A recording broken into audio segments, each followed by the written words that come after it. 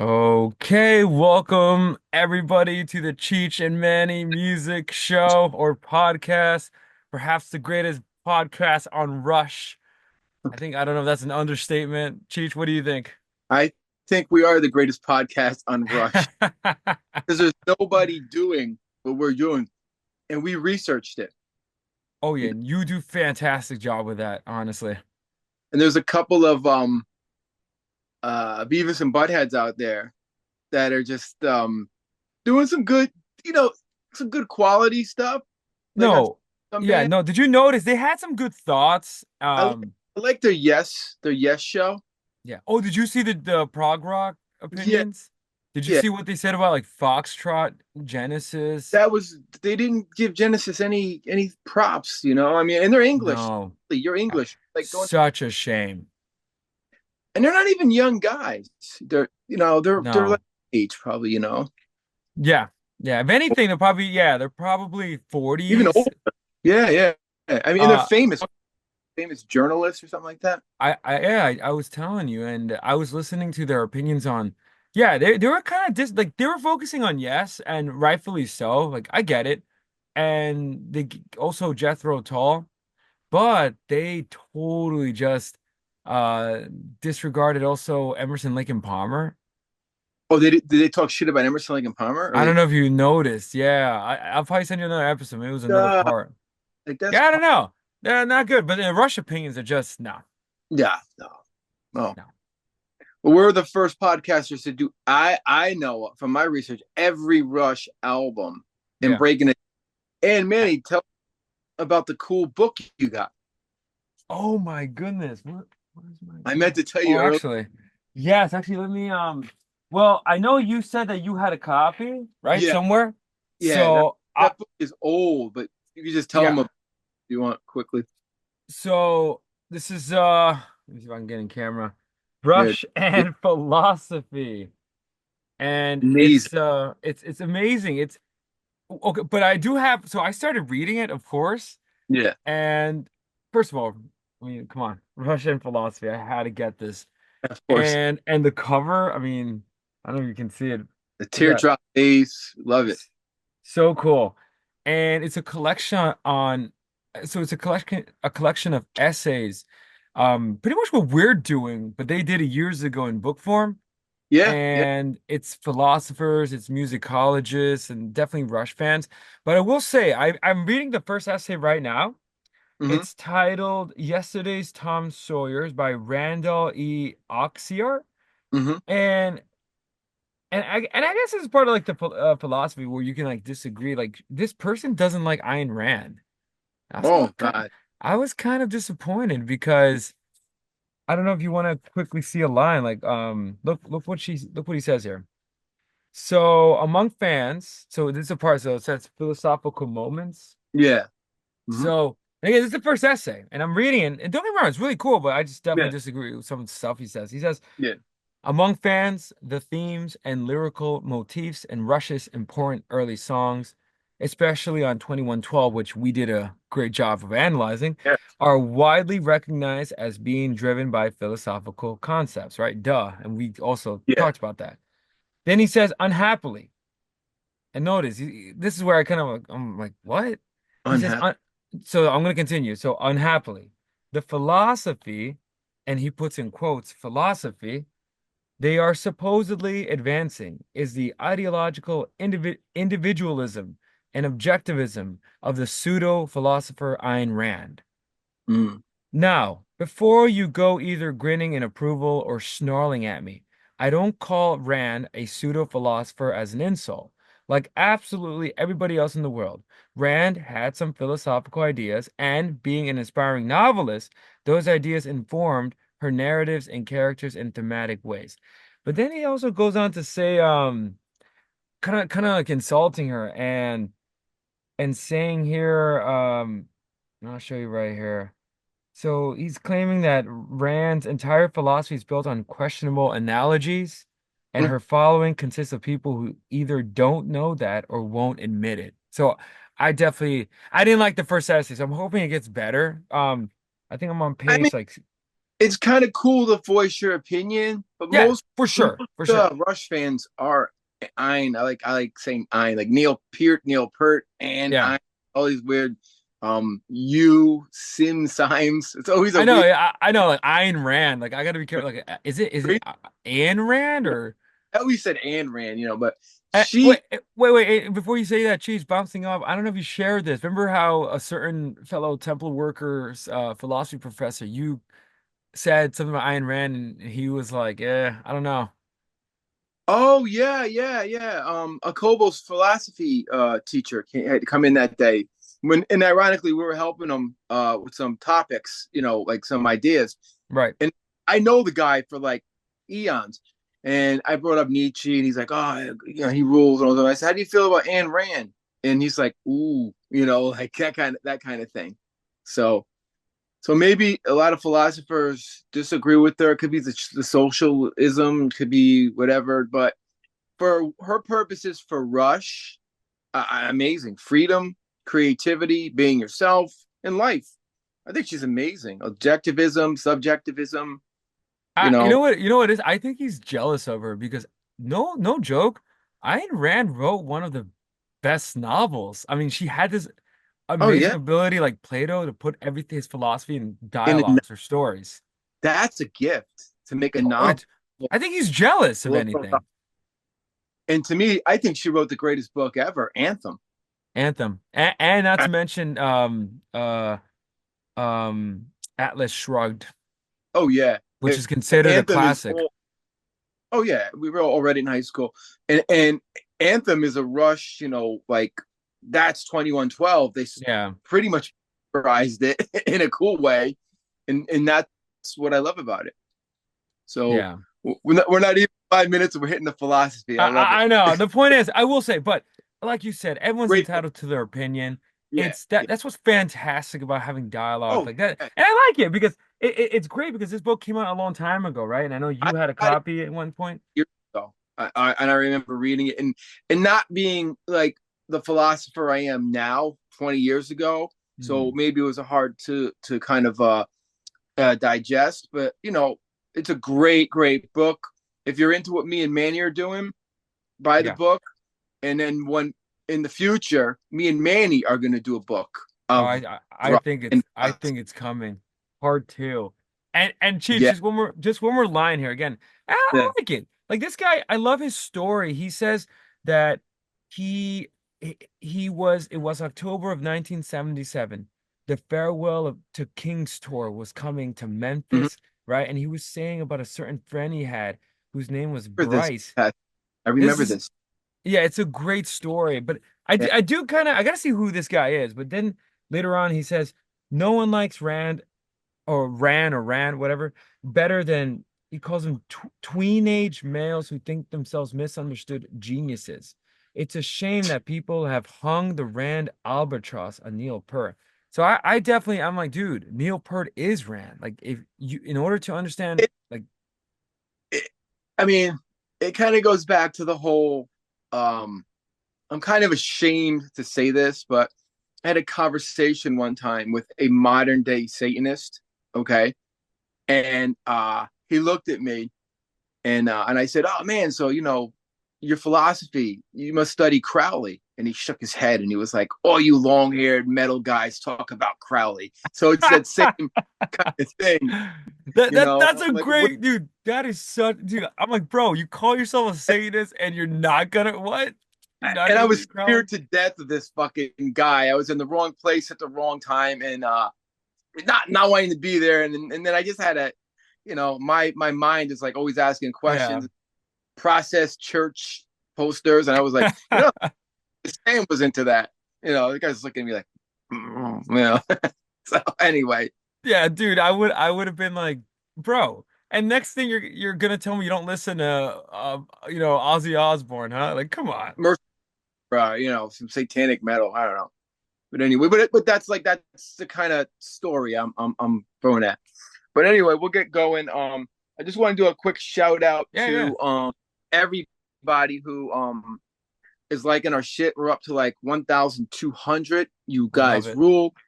Shout out to Potter's Field. We had a great set the other night at Pete's Saloon. I think I sent you some videos of some of the You band. did. Yeah, yeah, yeah. I'll try to see if I can download it and somehow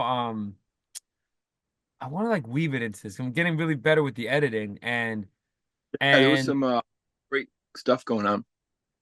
yeah, and the Rob episode right now is processing, so it's coming. Oh, It's beautiful. processing Shout the out. editing and then I'll put it on YouTube. So get this week it's coming out. Awesome. Shout out to Rob in the top 10 list of Rush coming out. We did, I'm like losing track. Wait, we did Grace Under Pressure. Did we put one? No, we didn't put that out yet. No, so it's the Rob episode, the Rob bass episode, Grace Under Pressure, and now we're recording this. Hold Your Fire. In Power Windows. Oh, wait a minute. In the power window. So oh, get excited. Oh my goodness. That was a Dude, great episode too. we got like, that was a good one. We got 3, 4 in the works. Then we got I Joe love it. Soapman and Led Zeppelin, It's the coming. Legends. And just a quick uh farewell to one of the greatest heavy metal Mm. singers ever, Paul Diano. Rest in peace, Paul. And the minute I heard he passed away, I wrote part 3, the trilogy of New Wave of British Heavy Metal, whole special on Paul Diano, which Mm. will be somewhere down the road, just about his life and how his importance to Maiden 100%. albums and how great his solo career was afterwards that nobody knows. Oh, Diano, that. Oh, wow. Battle Zone, guy had so many great bands afterwards, you know. So Yeah, I so look forward. I'm looking forward to that. And I think that'll be a great segue into Iron Maiden. We'll analyze those first two records Yeah, lyrically, musically, and mm-hmm. go and It'll be explore part 4. Diano. Yeah, keep adding to the new Wobbin, you know. So yeah, and that's pretty much it. So what do I got? Oh, I messed up here. Wait, hold on.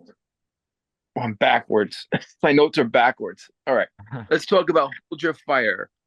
Uh, 1987, Hold Your Fire. yes, Dude, this is um so from a Rush fan from the Rush side of things, it's a kind of disliked album. I would say maybe hated, but definitely not well received. And then from a kind of commercial perspective, it's one of yeah. their least successful ones. There's a good reason for that, and we discussed this at the temple. Remember, I told you Yep. my Yep. theory. But overall, I think every song, even Taishan, which took me, Okay. back. Cheech, It, explain to me something. Why does that song get a bad rap? I listened to it 5 times today, and yeah, actually, this song is actually, you know what's funny? Hold Your Fire is actually a really good album. it's an amazing album. I, Every song's a hit, and it's a bass player's dream. That album, bass oh player's dream. man, yeah. You know, I'm going to talk about Getty changing his technique a little bit. That song. Well, I'm going to explain why this album got a bad rap because the songs are there, the musicianship is there, and the philosophy and the lyrics are there. Um, so here's why this album got a bad rap. And I'm not putting this person down because I think not to be like those two. I can't say Fenoy, could I? No, never mind.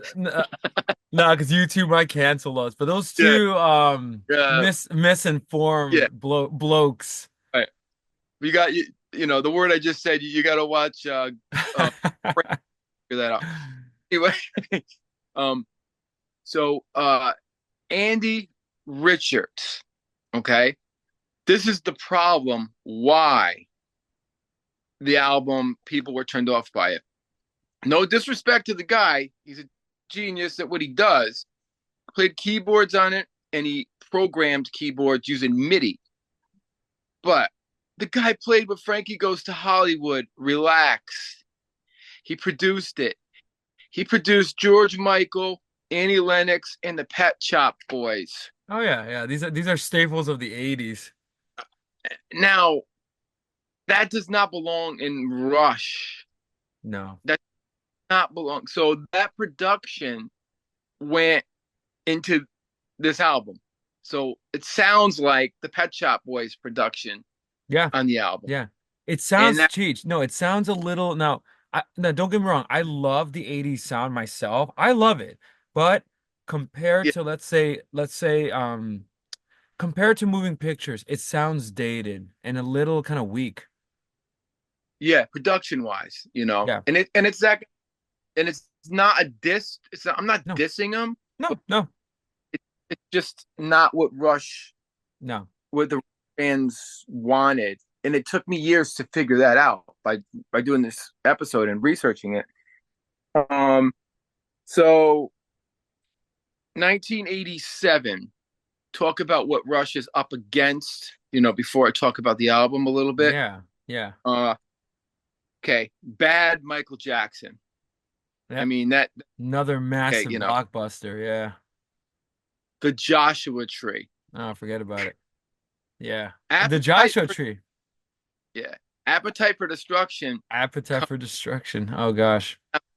It's not popular yet. It's not big until 6 months later. Asteria, Def Leppard. Mm. Talk about overproduced, but a great album. Yep. Um, Permanent Vacation, Aerosmith. Yeah. Here's an underrated Electric by a great band called The Cult. The Call. Yeah, Yeah, 1987. And that was I think that was produced by Rick Rubin, wasn't it? yeah, yeah. So, Mm-hmm. Great band. I know Silkman loves them. Your boy, and you weren't sure about this album. Tunnel of Love. yeah, so You if I can do a 10-second explanation. So, this is after Born in the USA. And this is an odd album, but he's writing on the success of Born in the USA. But if you I don't know if you've listened to Tunnel of Love, it's definitely an what, interesting what album. I'm on fire. No, that's Born in the USA. No, it has the songs, and like I said, it's unusual. First of all, as a huge Boss fan, I recommend it. It's one of, if anything, it's probably one of his greatest. But it has the song, "Tunnel of Love," Mm-hmm. "Brilliant Disguise," "Tougher Than the Rest," and it's definitely an odd album in terms of if Yeah, when you compare it to Born in the USA. I don't think much, as being a big album. It doesn't You sound know, like a big album. If anything, it's a mix of like a Neil Young country vibe. But right? it's interesting. Oh, and Cheech, I don't know if you have this one, The Cure's "Kiss Me, Kiss Me, Kiss Me." Oh, great Oh, album. that I was don't a have massive album. the other two I have is White Snake, 1987. I Yep. mean, That's Still that Tonight, that's my boy. that I, that's the greatest. Yeah, yeah. And then this album, which I'm a Grateful Dead fan, and I love the Touch of Grey. You Hmm. know, um, In the Dark is the name of the album, but I thought A Touch of Grey was a great song, and the Dead even embraced it. Isn't this crazy? The Dead, who did not give a fuck about their production, they just hit play and record, dropped some acid and played. Now they're in the '80s using all this technology, and it's And kind of worked it's for them. great. No, it's great. They kind of made it work. Yeah, the bass on Touch of Grey is phenomenal. Wait, Cheech, Uh, I got one more. Girls, Girls, Girls, Motley Crue, yeah, 1987. Pink great Floyd's album, Pink Floyd's A Momentary Lapse of Reason. Speaking of George Michael, Faith, and then Princess Sign of the Times. Pretty amazing. tough competition. Well, So, I will say about Girls. 17-year-old Cheech, when I saw the video, just ran to the bathroom. What a fucking video. dude, It's Motley Crue, you gotta amazing. love them. Love him, man. Great album. So there's a lot of changes musically, musicianship wise on this album. And I'm gonna explain Geddy Lee. So from this moment on, Geddy started to explore this in Power Windows. And a great example is Time Stands Still. Geddy starts playing chords on the bass, and he starts using a style using hammer-on pull-offs in a really fast, right hand technique. And he got this influence from Jocko and Jeff Berlin. And he'll be using this technique for the rest of his career. Now, hammer on pull offs, if it's when you put your finger down, and then you pull it off and you Right, attack. right. Just listen to Time Stand Still. when they do those fills together, and you'll know exactly what I'm talking about. So Getty's he's using a bass called the Wow, which was I believe an English bass. So Hmm. he's changing his whole style. Then he eventually gets into flamenco bass a little later on, using three fingers. So Getty's really innovating. It not that he has to, but he is as a bass player. Um, and Alex, his clean sound is perfect. I don't think anybody on this album gets like he gets the perfect clean guitar sound and picking. Hmm. Picking is different. His clean tone is different. And now Neil, his drum sounds are changing because he's using triggers. You know what a trigger is? Explain. Trigger is a thing that sticks out. You hit it, and all these weird sounds come out of it. It Oh, could I've be heard it. I heard it. Yeah. Yeah. yeah. And he was using all kinds of wacky stuff. I remember seeing him live, and sometimes Getty's backing vocals would come out, and they would have uh, MIDI backing vocals of Geddy Lee, and you'd hear Geddy singing, but he's singing the lead. So they really, embraced that '80s technology. And his Simmons drums get bigger. He's using more of that electronic drum. So the Hmm. sound of the band is changing. I think, for the better, using more techniques and musical ideas. Hold Your Fire. Here's the kind of sad part of thing about it. Came out in 1987, the 12th studio album. It was recorded at, and I laugh at this, Manor Studio in England. Manor Oxford. Yep. Ear Studio in England. McLean Studio in Toronto. Same producer, Peter Collins. Hmm. I thought he did a good job on Power Windows. He does a good job on this one. Peaks at number 13 on the Billboard charts. Um, it's the lowest, peak since Hemispheres, which Yeah. is like Hemisphere should have been number one. So disappointing sales, but a cult following, for the band. Hmm. Um, so basically, the album has a lot of synthesizer, like Power Windows. There's more guitar, and it's the first, the time they're collaborating with another singer, Amy Mann from Amy Tilt. Man. Wait, did you know she was a bassist? Oh, that's right. She played bass until two. So that would actually kind of make sense. Yeah. And I gotta say, I love Till Tuesday, and I love her voice, Yeah, and she I has love a great voice. great look, everything about her. She just was such a talent, amazing. And her album Voices Carry came out in 1985 and they had a top hit with Oh, Voices that song Carry. huge MTV. Yeah. So I don't know if she's Canadian or not, but she was. They were all over the place. Till Tuesday was for about a year and a half. So this is like the peak of her, and then like I don't know where she went. Maybe she's working at a temple somewhere in Canada. She vanished. Maybe doing open mics. I Yeah, don't know. she sang on the song Time Stands Still with Rush and then just I don't know. She finished, and it's a shame. I like her. I like her look though. And even like now, like she has a great yeah, look about her. And Yeah, it's funny that there was a show that I was watching and she lent her vocals and I was like hearing, I was like, wait a minute, I know that voice. Who is yeah, that? And then I was like, Amy Mann, like, wow. yeah. She has No, a great voice. nobody sounds like her, and it No. worked so good with Getty. It was a Oh, great lab. yeah. So, all right, so first track, Force 10. I Oh mean, this man, this it, song just goes in. Rush wow, is always great with their openers. Like they're yeah, so good. and this becomes the new Spirit of the Radio, the new opening. Yeah. And I remember seeing this tour, and I think Steve Morris, the great guitar player, opened up. I don't know if you ever heard of Steve Morris. He was in Kansas and the Dixie Dregs. Oh, yes, yes, yes. But he was like solo. And then, we're blown away by his set. And then Rush comes out, and we're expecting to hear like, dun it, but all of a sudden we hear, don't, and we were just like, wow, Force 10. Great opening song. The song is amazing because once again, Neil is using a storm as a metaphor. Mm. So he describes a storm of the storms of life. I don't know what this means, but using the storm level in the Buford wind scale. And um, some lyrics were written by the same guy from Tom Sawyer. I'm going to butcher his name. Pi Du Bois. Remember that guy we talked about who wrote, I think he was in either FM or Max Webster. Oh, that's right. He Okay, okay, okay. contributed some lyrics. Yeah, and he kind of co-wrote Tom Sawyer. Yeah.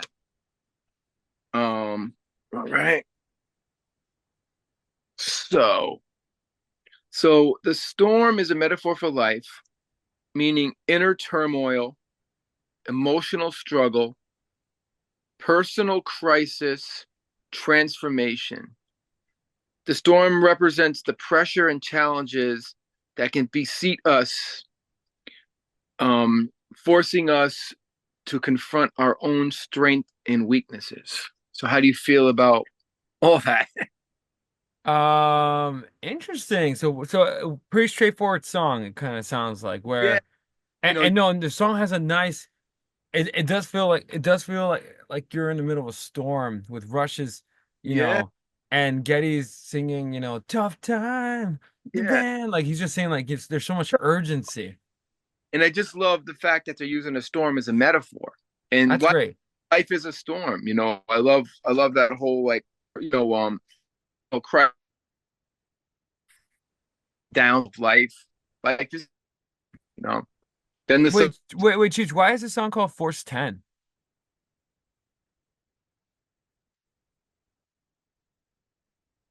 has something to do with that.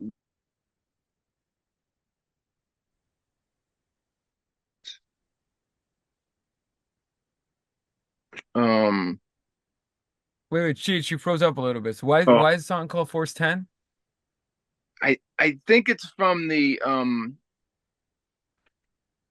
oh God, I can't find it now. It's this weird weather, like this weather thing in England, in Canada that they use forced Oh. from from what I researched. I had it in my notes, but maybe it's here. No.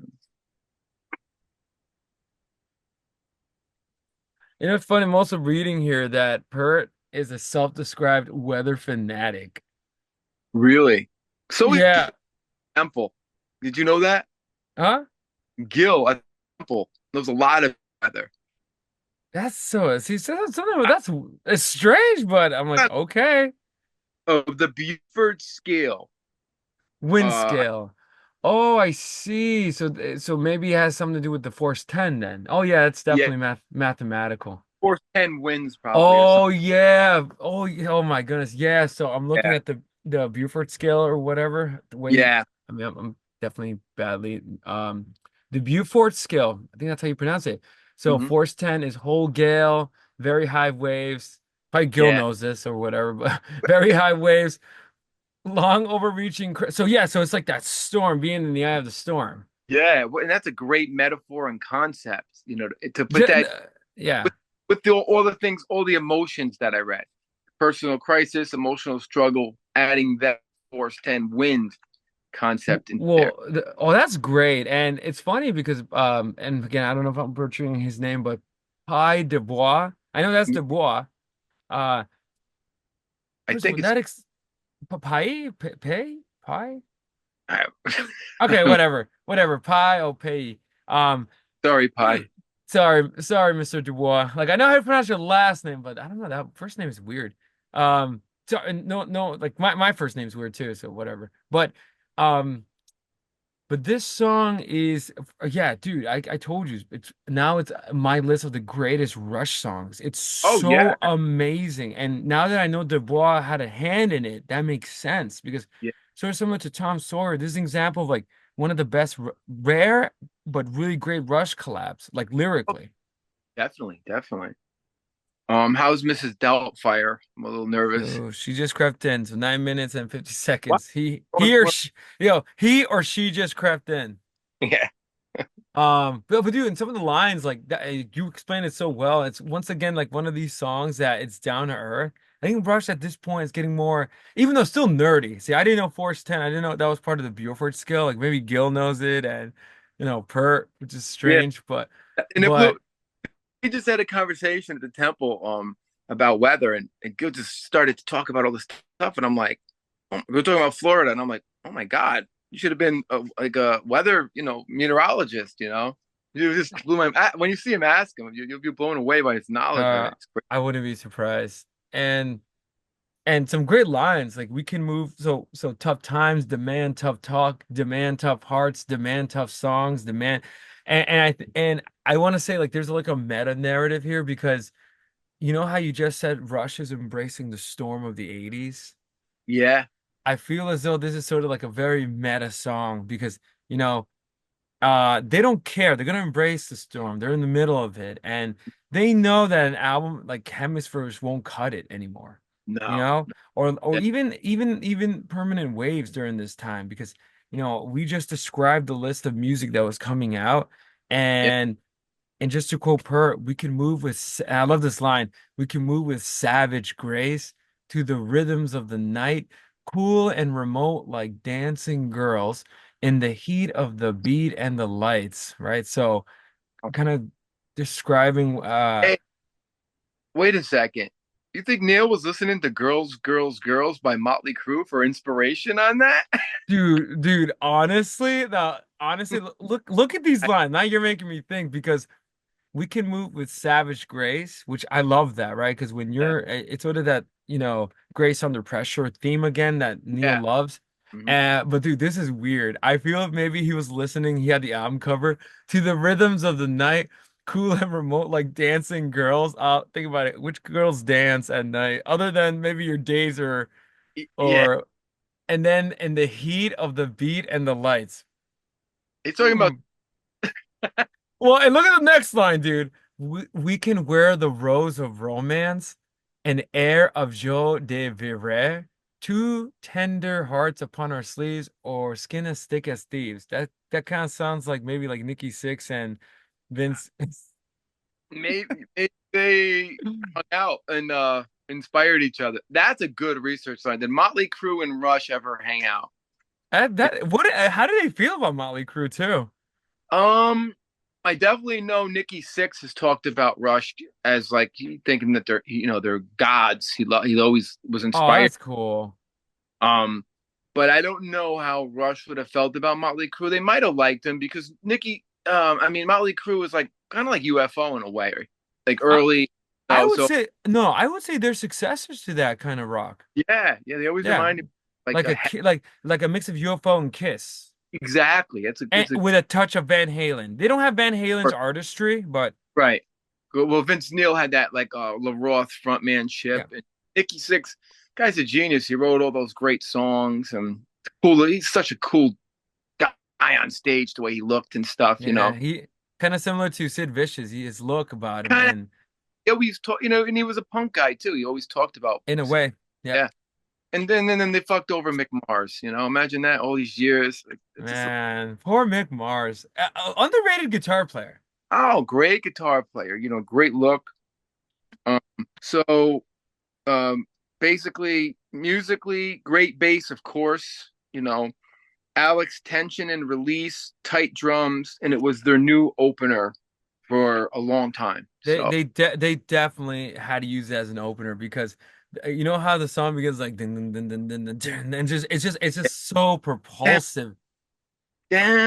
And, amazing. and, and I love Getty's vocals on it, especially in the beginning where he's like, tough time, and you Oh, just hear like Pert's, Pert's drumming is still, he has like a great now it's filled with the 80s kind of sound, but it's amazing. straight ahead drum beat. He's not going completely No. nuts.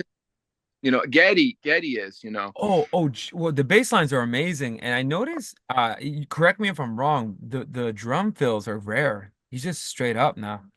Yeah, and you believe it or not this album, but around Test for Echo, right before that album, he took drum lessons.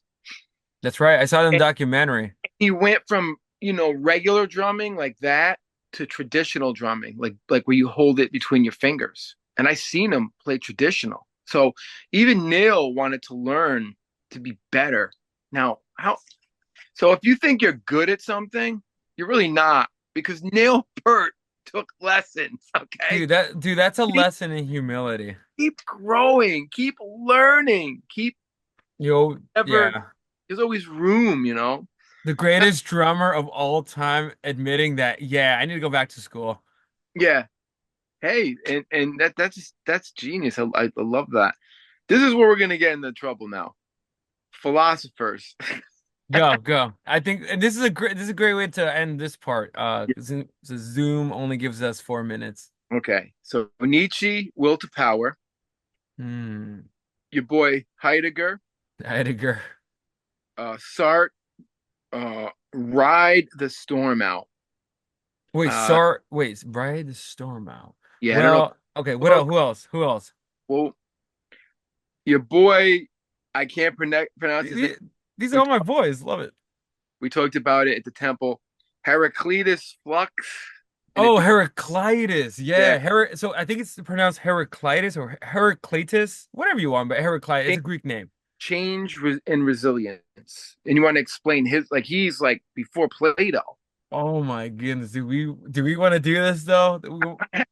Well, we don't have to go nuts. I mean, at least talk about Yeah. we talked about the other guys. We talked a lot Well, about Well, this is a well, new well, guy. let me talk about them quick. So before the Yeah, time runs out, that'd be perfect. And I'll do 2 minutes and then you quick input on that. So Heraclitus was a Greek philosopher. He's considered part of the pre-Socratics. So pretty much pretend that Socrates is right here. Socrates changed the game. Like right. it wouldn't be done until Rene Descartes years later, but Yeah, he pretty much started what if you study philosophy that but before Socrates there were a whole series of philosophers and they're usually called the pre-Socratics. right. Now they're interesting because their writings are rare if not non-existent and we only know of them from other Greek historians or Greek philosophers. So Heraclitus was a Greek philosopher, so he's known, and this actually would make sense, he's known for his focus on change. Hmm. So think about Force 10 and all this changes, right? Yeah. The unity of opposites. And Hmm. he's also famous for his idea that fire is a fundamental material of the world. So Yeah. he thought everything is fire. This is before science, obviously, but they were really starting to think and universal flux. So he believed that the world is constantly changing. It's Right. always in a state of flux. He was trying to describe, the we know he was onto something with, what quantum physicists find out, but Crazy. and it's crazy. And he expressed this idea in saying, yeah, the idea that everything flows, right? And Almost everything's in flux. almost a Taoism in a Honestly, you know what's funny? Uh Heidegger wanted to rescue, according to him. So making that connection to Heidegger, yeah. using Edmund Husserl's method of phenomenology, tried to construct a theory of ontology of what it means to be in this world of, what we're thrown into and what seems like flux in a way. And he was very interested in the pre-Socratics and actually wanted to return philosophy to these ideas he thought that the pre-Socratics had it right. So, And Nietzsche, um, back to Nietzsche. Nietzsche Ni hated you. well, Nietzsche's an animal and the best way possible. This dude is like a blade of thinking. Like he was Yeah. saying that, we need to return to more of the passions, Dionysus. Socrates ruined everything. And you probably um wouldn't like stuff like this. Yeah. But it's just amazing how Neil's going back this far in philosophy, pre-Plato. Like this is Yeah. stuff like no, you got to be a philosophy major in Uh, college to know this shit. exactly. Like unless you're like I'm a student of philosophy, so I know the pre-Socratics very well. Yeah. And it's interesting, and again, speaks to Pert's genius that he gets inspired. And the song actually in light. Yeah, so like I was saying, so one more thing about Heraclitus, because I think Force 10 is Heraclitus's anthem in Yeah. terms of you're you're in the storm, but the question is, are you becoming? What's Right, right. happening here? And why I say that is because so Heraclitus. So and for sadly, like I get why his philosophy is kind of ignored now because it is kind of like scientifically inaccurate in a way. Like if you follow the science, Yeah, but one idea that he did have that was pretty cool is that so you know how the world is in flux, yeah. or is it like being an eye of Constant motion. constant motion being an eye of a storm kind of right force Right. 10. Yeah. He said that the world was or anybody or the world's always becoming but never being. Right, right. And That's in- I'll leave it off on that because then you would have to becoming but never being. never being according to him. That's a mind fuck to really break that up, to Yeah. break that down. And Force 10 tries that because if you don't mind like look into the eye of the storm, look out for look at this. This is why this is mind-blowing now. For the force without form. Hmm. That's that That's what line. you just said. Yeah. Look around at the sight and the sound. Sights and sounds becoming, right? Look in, look out, look around. Heidegger language right there. Wow. Straight out of So this song is philosophy. both musically amazing and lyrically it's strong. It's breaking down. It has existentialism and prehistoric, like Greek. Greek philosophy. I would Dude, call in the that pre. existential, you mentioned Sartre too, right? Yeah, yeah. Sartre's in Do you there. want to know why? Do you want to know why Sartre? Why? So Sartre was also so he's an existentialist and he was different from Heidegger in that Sartre was like sort of pretty much responding to like if you look at the lyrics, um Sartre was always about, free will. Hmm. So it kind of goes in line with Neil Peart's idea of free will. Yeah, of course. And he definitely explored also used phenomenology. And I would have to have a whole 2 hours to explain, what that is. That's one of my Yeah, favorite tools of yeah. philosophy, phenomenology. Right, right. Um, and I think this song also is like a phenomenology anthem too, because again, what's happening here is that so Sartre was obs his famous thing was existence precedes essence. Right, right. Right? So in this song, right, it could be argued that what Neil was trying to say is that life is like a force 10. You're thrown into it. And Yeah. so Sar he has a response to how humans should or man. And again, he was also obsessed with being, what it means to be in Right, front of this human existence.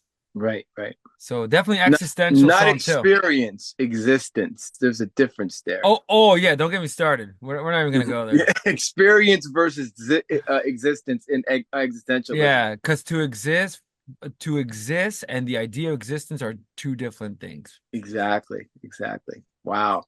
So to wrap it up, this song has meteorology, uh, emotional feelings in it. Yep, Everything I listed, and crazy philosophy. And I think I don't think there wasn't any, those are the main, there wasn't any novels or anything for this. So those are the main, but the Heraclitus dude is to me, the most fascinating. Cause very like we never, fascinating. I wouldn't, if I was 17 years old when I was listening to this, I was just thought there were great lyrics. I would have never gone back to, They're deep. They're and I studied strong. Aristotle and Plato and all that, but I didn't know there was people before them. Yep. I thought back then, oh, those are the only guys. No, those are the pre-Socratics, and I actually have a book. Like for example, like I'm reading a book on modern philosophy right Hmm. here.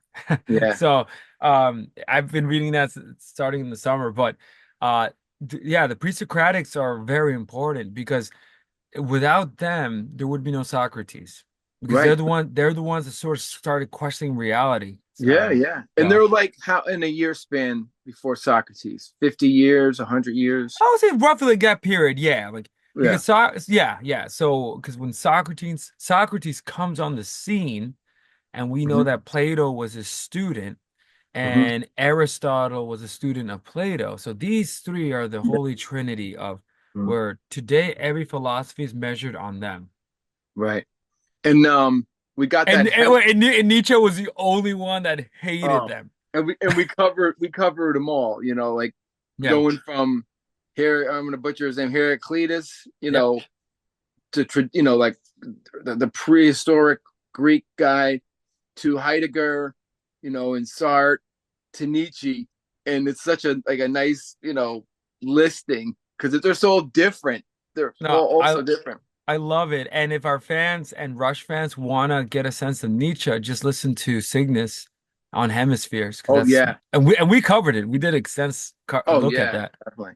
And we should definitely have some of that hemlock at the temple just in case. Just Oh, in oh, case. I was gonna say, man, one of us are gonna be martyrs, dude. Then Like what was it? Plato ate the who ate the hemlock? so Athens, Socrates. yeah, so Athens, which was a democratic republic, hated Socrates because they were accusing him of corrupting the youth. So he was on trial Yeah, and he was facing yeah, so he was on trial and so Socrates, rather than recant, said no, no, I'd rather, you know, die for my beliefs and, join. So again, talk about free individualism and yeah. objectivism That and it doesn't get as heavy as that. yeah. And what the So fuck in is hemlock, hemlock? hemlock is this like poison. It's a Yeah, poison. It's made from a yes. plant, and he like drank. And Right. there's That's a it. there's a famous painting called "The Death of Socrates," which is one of my favorite Oh, I've paintings. seen that. Yeah. And his disciples all around him, and he's like, trying to explain, but he's about to drink the hemlock. It's almost biblical the way it looks. In a way, yeah, yeah, yeah. The story of Yeah. Socrates is very strange, Yeah. honestly. Amazing, man. All right. So we'll move on.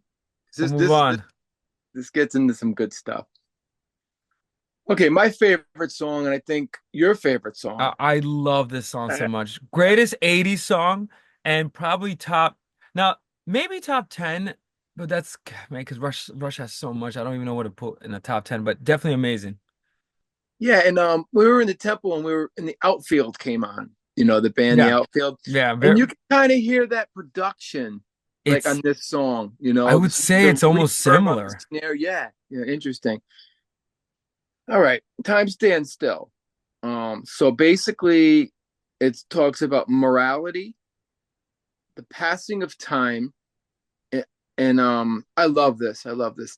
The human connection to halt time, sharing a moment with someone dear. Oh, it's Now such a great. that's Oh, a great.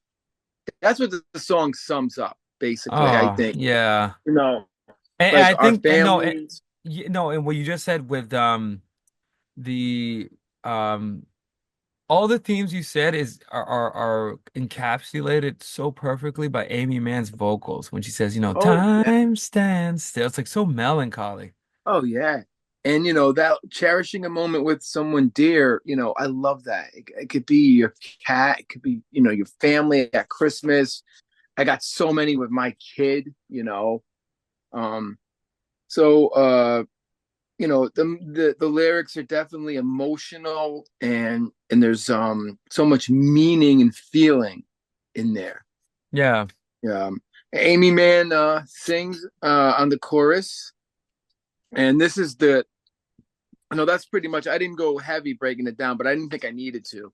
I think that No. just sums up everything on that song. No, you did a great job. And every time I listen that I think that's why I love this. This is the rare Rush song where they're embracing pop conventions. Yeah. Let's be honest, but they do it so well. Mm. And I wish like I loved all the other. I'll be honest with you, in my opinion, there's no bad songs in this album. I don't know what people are No, talking about. no, no. No, and I get it. The 80s production might piss people off, but if you're a true Yeah, music fan, like you have to understand this was the sound of the 80s. And you just mentioned the outfield. Dude, yeah, the outfield were big. Like that was yeah. what people wanted. I mean, And Rush, they call it glossy. So if you get over that glossy, glossy production, sheen. Yeah. just kind of forget that production and maybe it's a cheesy production, but the songs are well, so songs and lyrics are all that matters in musicianship, for me. Oh, I agree. And And I love that. Look, these lyrics. I gotta see if there's an acoustic version of this song because th this would make a nice acoustic, Oh yeah, duet with somebody, like maybe a guy and male and female. female. Yeah, And he says here, time stands still. I'm not looking back, but I want to look around me now, see more of the people and the places that surround me now. Freeze this moment a little bit longer, make love each that. sensation a little bit stronger. And I love this line, experience slips away. It's like very Slips away. melancholy song. Yeah, Yeah. yeah, so true. And you wish like time could stand still. I wish time Yeah. could stand still at certain points Yeah. in my life. When my kid was like little and just, Oh, yeah. And you you as a know, father, how does this song kind of do you kind of feel it oh, more? we've talked about kids, songs that that have inspired me and stuff, and Yeah. Yeah. our family. So, and this one definitely watching. They even say watching children getting older. There's a lyric in there, Yeah. and like that's one of the things. Like I see Oh, pictures yeah. of my kid little. Now she's in college, and you're just like, wow, where did it go? I Time, know. it's I insane. know. Keeps going. And the lyric that you're referring to is I won't lie. This is it's funny. I was teaching, I made a joke. And I don't know if they understood it. I was like, I love melancholy. And they were like, what's Yeah, melancholy? Like, yeah, and I didn't tell them because I was like, you'll see yeah, when you grow up. But yeah, the last level you just said, summer's going fast. Summer's usually a great metaphor yeah. for, the good times and it doesn't last Hmm. forever. Nights growing colder, right? Hmm. Children growing up, old friends growing older. And then again, Yeah, that's such poetry. Experience slips away, yeah. And you at this know? point, Rush, they're not even that old. No, They're like in their no. 30s. Like And who wrote this Pert? So it's like, yeah. what?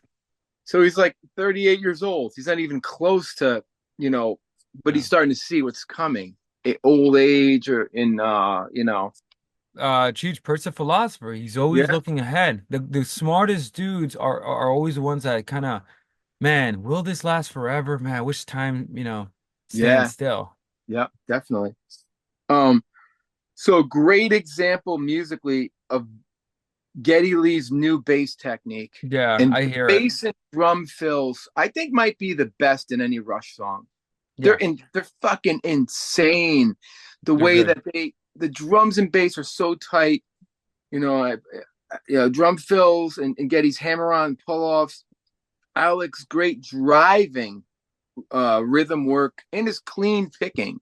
When she's singing "Time Stands Still," the way he's Yeah, yeah. picking. No, I mean, the dude. video's a little cheesy, No, no. but I mean, honestly, but it's that type of but it's cheese 80s. where it's amazing. It's the '80s. They're not the I only ones I that are. accepted cheesiness in the videos in the 80s because like at the time that was so cool. Like, oh look, she's floating.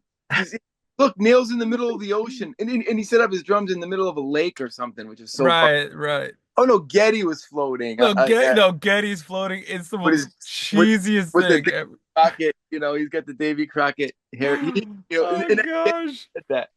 It's funny the mullet, man. Like I Oh, don't know who would have the best mullet, but he mihe have he might have because they all might chopped have. their hair off at this point. Get Yeah. really shorter than it was, and then Right, right. that's like regular length hair. Neil still might have that little long piece in the back. I don't Right. know, but anyway, this might get interesting. It's gonna get really fucking nuts. All right. Wait, is this after Time Stand Still? This is about time stand still. This is what he was when Neil was. Oh man. Okay. I'm Yeah, go not ahead. all right. So I'm not gonna get into philosophy yet. I'm gonna talk about writers, and I like this one. And we talked about this guy at the temple. We said, I wonder if Neil ever read and wrote about Robert Frost. And Uh-huh. this comes from north of Boston, which was written in 1914. Oh, and I think, geez, I think we said to our audience we're huge Robert Frost I worked fans. with Robert Frost. I love his talk about like the meter that he came up with, the eans, ion, anapest. He kind of put Hmm. that like rhythmic meter. When I was studying poetry in college, we had to study all that, and we had to like read a Robert Frost poem and then Right. pick out the ions and antipaths, and I was like, oh, this is like music theory, you No, know? that's brilliant. Yeah. Yeah, he's Robert Frost is brilliant. Of course, our old friend Hemingway pops up. Old Hemingway. man. Now this guy, I never really studied him, but Gabriel Garcia Marquez. Wait, what? Wait, what? See, that would actually, so which book? That's amazing. See, Pearl Years always, Years of Solitude, 19. oh gosh, 100 Years of Solitude, Yes, yes, dude. yeah. Okay, I'm not even gonna go there, but all I'll say, because others will be here forever. Dude, that book, oh, talk about like, actually that makes sense because, t so Time Stands Still, if you compare it to their other songs, it's kind of strange because Yeah. it's the most populous. It's Hmm. sweet. Getty's vocals are pretty warm. I mean, if I didn't know anybody, he'd be probably one of the best 80s singers. Yeah, Uh, yeah. Amy, man, she's singing that great. She has a great, sort of echoey voice, very ethereal. And Sweet. so, yeah. And then the lyrics, dude, this reminds me of Marquez. That actually makes sense. And no, and while you say your next style, like look at the beginning of so I definitely recommend you read 100. So he's a author from Colombia. Okay. He won the Nobel Prize Read that. uh in writing. He's considered one of the most iconic, greatest authors of Latin America, Right. and for good reason. And he's responsible for this genre called magic realism. Okay. And his books always touch upon themes of, like very melancholy. They're always sad. Like even the book Yeah. 100 Years of Solitude tracks this family called the Buendia family Hmm? across generations over 100 years Wow. and kind of tracks her up. And by the way, this is a magical real world. So Yeah. if you know anything about magical realism, it's sort of like reality with a touch of little touches of fantasy that Right. makes sense, but not to the point like you would see something Lord of the Rings or Yeah, yeah, yeah. no. So, and his books are always melancholy to the it's like, if you're not trying to be depressed, don't read them. But Yeah. that makes sense with these song lyrics though, because Yeah. this song Time Stands Still, it has that vibe like 100 Years of Solitude. Like, it's like a title of a book, you Yeah. know? I Time researched him a little bit. I heard about him. And I kind of was thinking, is Manny gonna be blown away by this, or Oh no, I'll shut up now because otherwise, because I'm but gonna blow you away with the next one? This one's gonna just blow your Well, mind. before you say that, Okay. let me read you a line from this is the start of his book 100 Years of Solitude, which I actually have my Spanish version somewhere. Oh, I actually have it right there, right You behind me. you own the book. Yeah, yeah, look. So, and I gotta get the English copy. I want to read the English as well. Hmm. Wow, that's One, so Cien Años de Soledad, 100 Years of Solitude. One of amazing. the greatest books written of all time. So, and it opens up like this. So many years later, as he faced the firing squad, Colonel Aureliano Buendia was to remember that distant afternoon when his father took him to discover ice. I'll just end it there, but that's the first line of the book, and Wow. there and it just goes from there. But that makes sense though. Yeah, amazing how Neil would be reading this dude and put Robert Frost. Unbelievable. So I know you're sitting down, so I'm gonna blow your mind with this guy, Henry Bergson. Oh gosh. Do I want to talk about Henry Bergson? So you know what's funny? All I'll say is that he is one of, dude, when I read him, my mind was blown. Like he's one of those that first of all, he's a French philosopher. So we've been talking about a lot of Germans. Right. So let me I don't duration, temporal experience, and memory. yeah. Yeah, so those are all topics that he touched upon, and Mhm. he especially was um if anything, he might now mind you, he's not a lot of his stuff is like I don't agree with, but for the most part, like he has some of the most amazing. ways of thinking about life and especially the perception of time. Right. So that was so what you just mentioned. And again, I would say people this is my opinion, but he is one of the best philosophers because he wrote he's sort of like a romantic. Like not as in romance, like the romantic artists, the romantic Yeah. authors, painters. Yeah. Period. Like, yeah, late 1870s, 1880s. I think that era. Yeah. Good. And he had this great idea called Elan Vital. So and this is really cool. So he sort of believed that okay, the mental and spiritual aspects, and again, this actually would make sense with time stands still. So the spiritual and the mental aspects of human experience Hmm. uh, uh were greatly neglected because of so much focus on the physical material. So he was responding to the rationalism and science at the time. So you can see why he's a romantic. So Right. he's sort of returning to, and It's again, that's almost what, back to Power Windows to oh, Big Money. absolutely. And that's another type of Yeah. materialism, He Yeah. was responding to, so Charles Darwin and evolutionary theory was taking on full force, and people were trying to explain everything through that. So Right. Bergson, and he wasn't religious. Nah. And if Mm. anything, I think he grew up Jewish, if anything. But he was trying to counter what in his time a lot of people were kind of reducing everything to science, Yeah. materialism, rationalism, and so yeah, his stuff is really good and probably one of the best concepts, Elan Vital. Wow. That's awesome. I'm glad you brought that up. I'm gonna blow your mind again. Oh Your, man, your boy, your favorite actually. Take a guess. Who's your favorite that we talk about? let me see. Dude, I have a lot of, Not, who is it? Because I have not so me, many. but somebody we talk about. The metaphysics king. Heidegger. No, Aristotle. Oh, Aristotle. Oh my, wait, on this song. Yep. Time changes human experience. Time changes human experience. That is crazy how he's reading all of this. And yes, so if anything, I consider myself an Aristotelian in like Mm-hmm. so many ways, like in theology, psychology, philosophy. I think Aristotle is the greatest. Doesn't get better than Aristotle. Yeah. And wait, and say that one more time, like his Uh, influence. time change human experience. Yeah. And actually, there's another song on the album, and maybe you have a notes on this. Prime Mover. Yeah. I think That he I popped. I was thinking of Aristotle when I was listening to that song. I was like, hmm.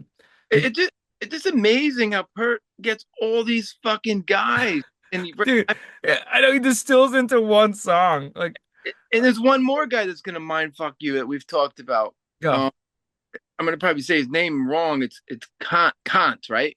Uh, Joseph. E- Immanuel Kant. Yeah. Yeah, the Uh, famous Immanuel Kant. transcendental idealism. Yo, I mentioned that last time. Yeah. Yeah, that's another. And oh, dude, that's pretty amazing. And just going back to Aristotle. So, he argued that time is so he was one of the first that argued that time is a measure of change. Wow. So sort of what you were saying, and Aristotle was like so Bergson would not like Aristotle because Right. now I don't know which one you would do. Like Plato was more very poetic, very abstract. He talked about the that there are forms that we can only think of, but they're out Yeah. there.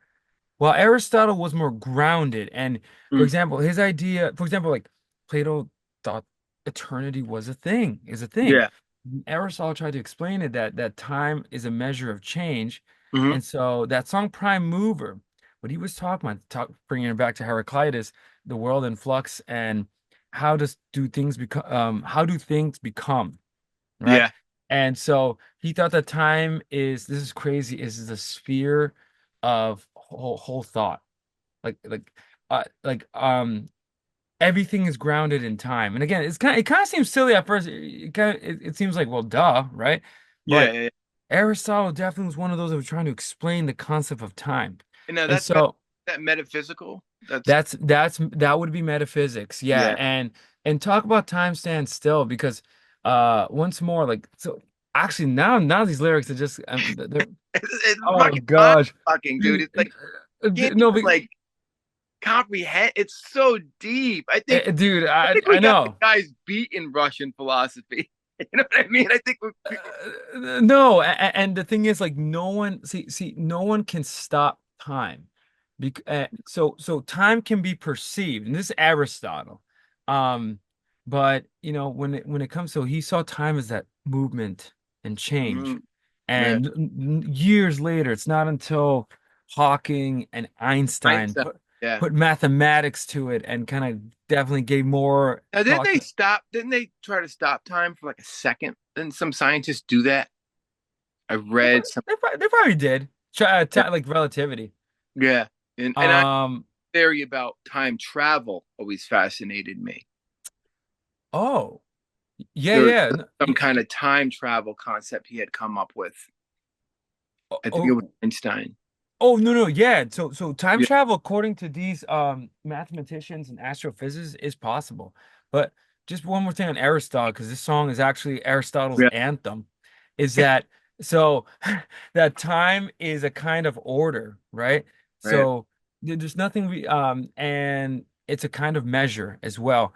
And that so in the universe, so talk about metaphysics yeah, and Aristotle, there's a universal order where all changes are related to each other, right, right, right?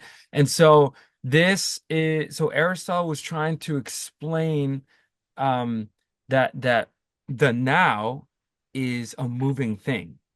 right. So this Like, was before. oh, who's the guy living in the now? Famous philosopher. Oh yeah, dude. He embraced this, but try to give it more a Yeah, spiritual, yeah, esoteric edge to it. Yeah, yeah. and this is so cool. And the reason why I love Aristotle because he's one of the early psychologists, and he said that time depends for its existence on the soul. Wow. I'm just gonna leave it there, Yeah, but talk about time stands still. Like that's a that's meditation on time. library. Where's Mrs. Doubtfire? We're on a roll Uh tonight. Come on. Oh man. Yeah, dude, I love it. And I gotta say, I'm just gonna say, Neil Peart's the professor one, and Manny is the professor number two next to Pert. Dude, Dude, you're that's such a high killing compliment. killing me with this stuff. I love it. Th- I just love throwing names at you, and I know a little bit about them, and oh, then you're just like Well, boom, boom, boom. I, Love it. well, no, we'll say like I am an Aristotelian. Like I Yeah, think he's the greatest. So when you mention that and I'm looking at the lyrics, I'm like, huh, yeah, yeah. this is Aristotle distilled. I think And out of the big three, Socrates, Plato, and Aristotle, I studied Aristotle more. I found yeah, him more interesting, makes sense. with the whole metaphysical thing. Yeah. We're the Doubtfires, just so we know. We're still good. So I think we Oh, can do the next song. okay. All Open right. Secrets. Yes. Read my mind. I didn't go too crazy on this. I don't.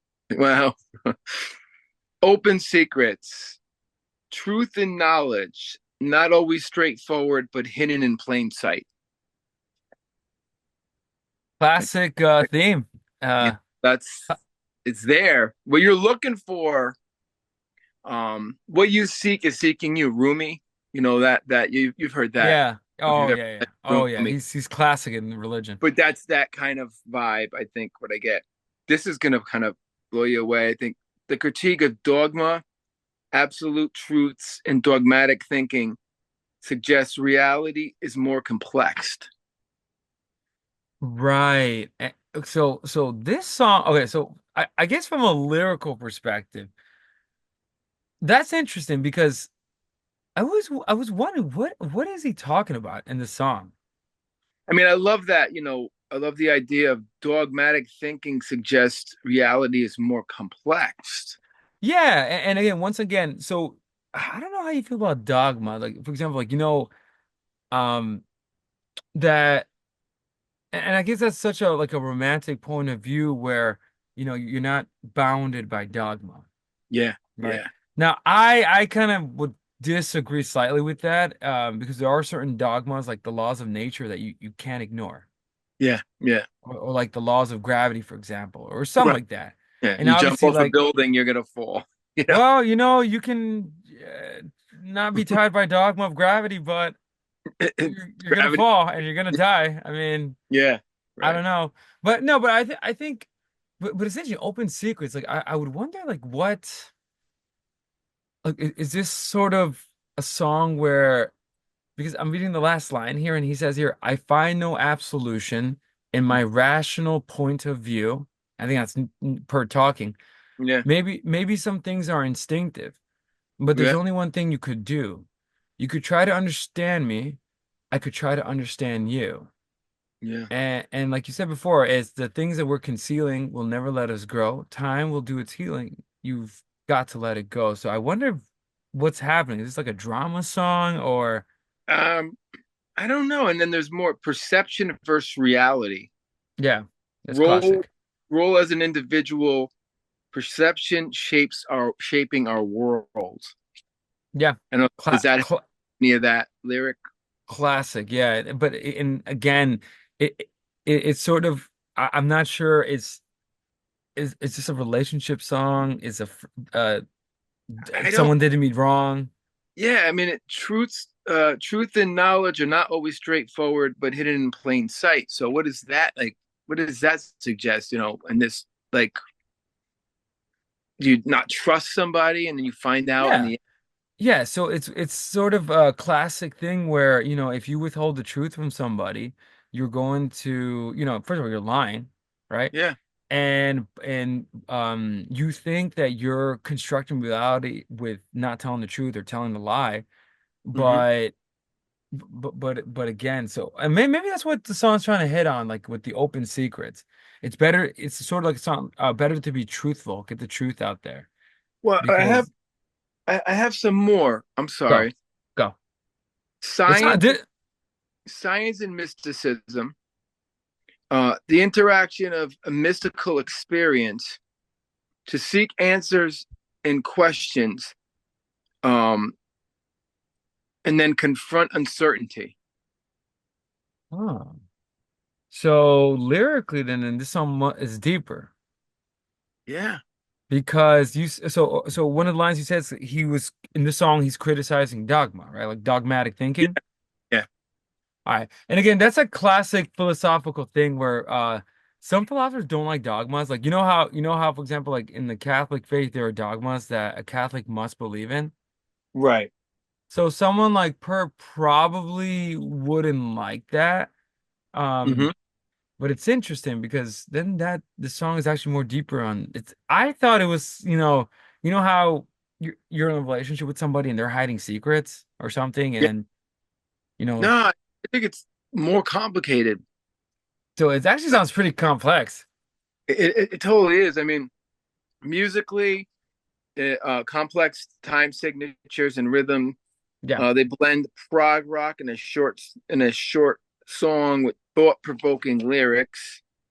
Um, and then influences. Jesus, I think I have a lot. Um, uh, Brendan Russell, The Problems of Philosophy.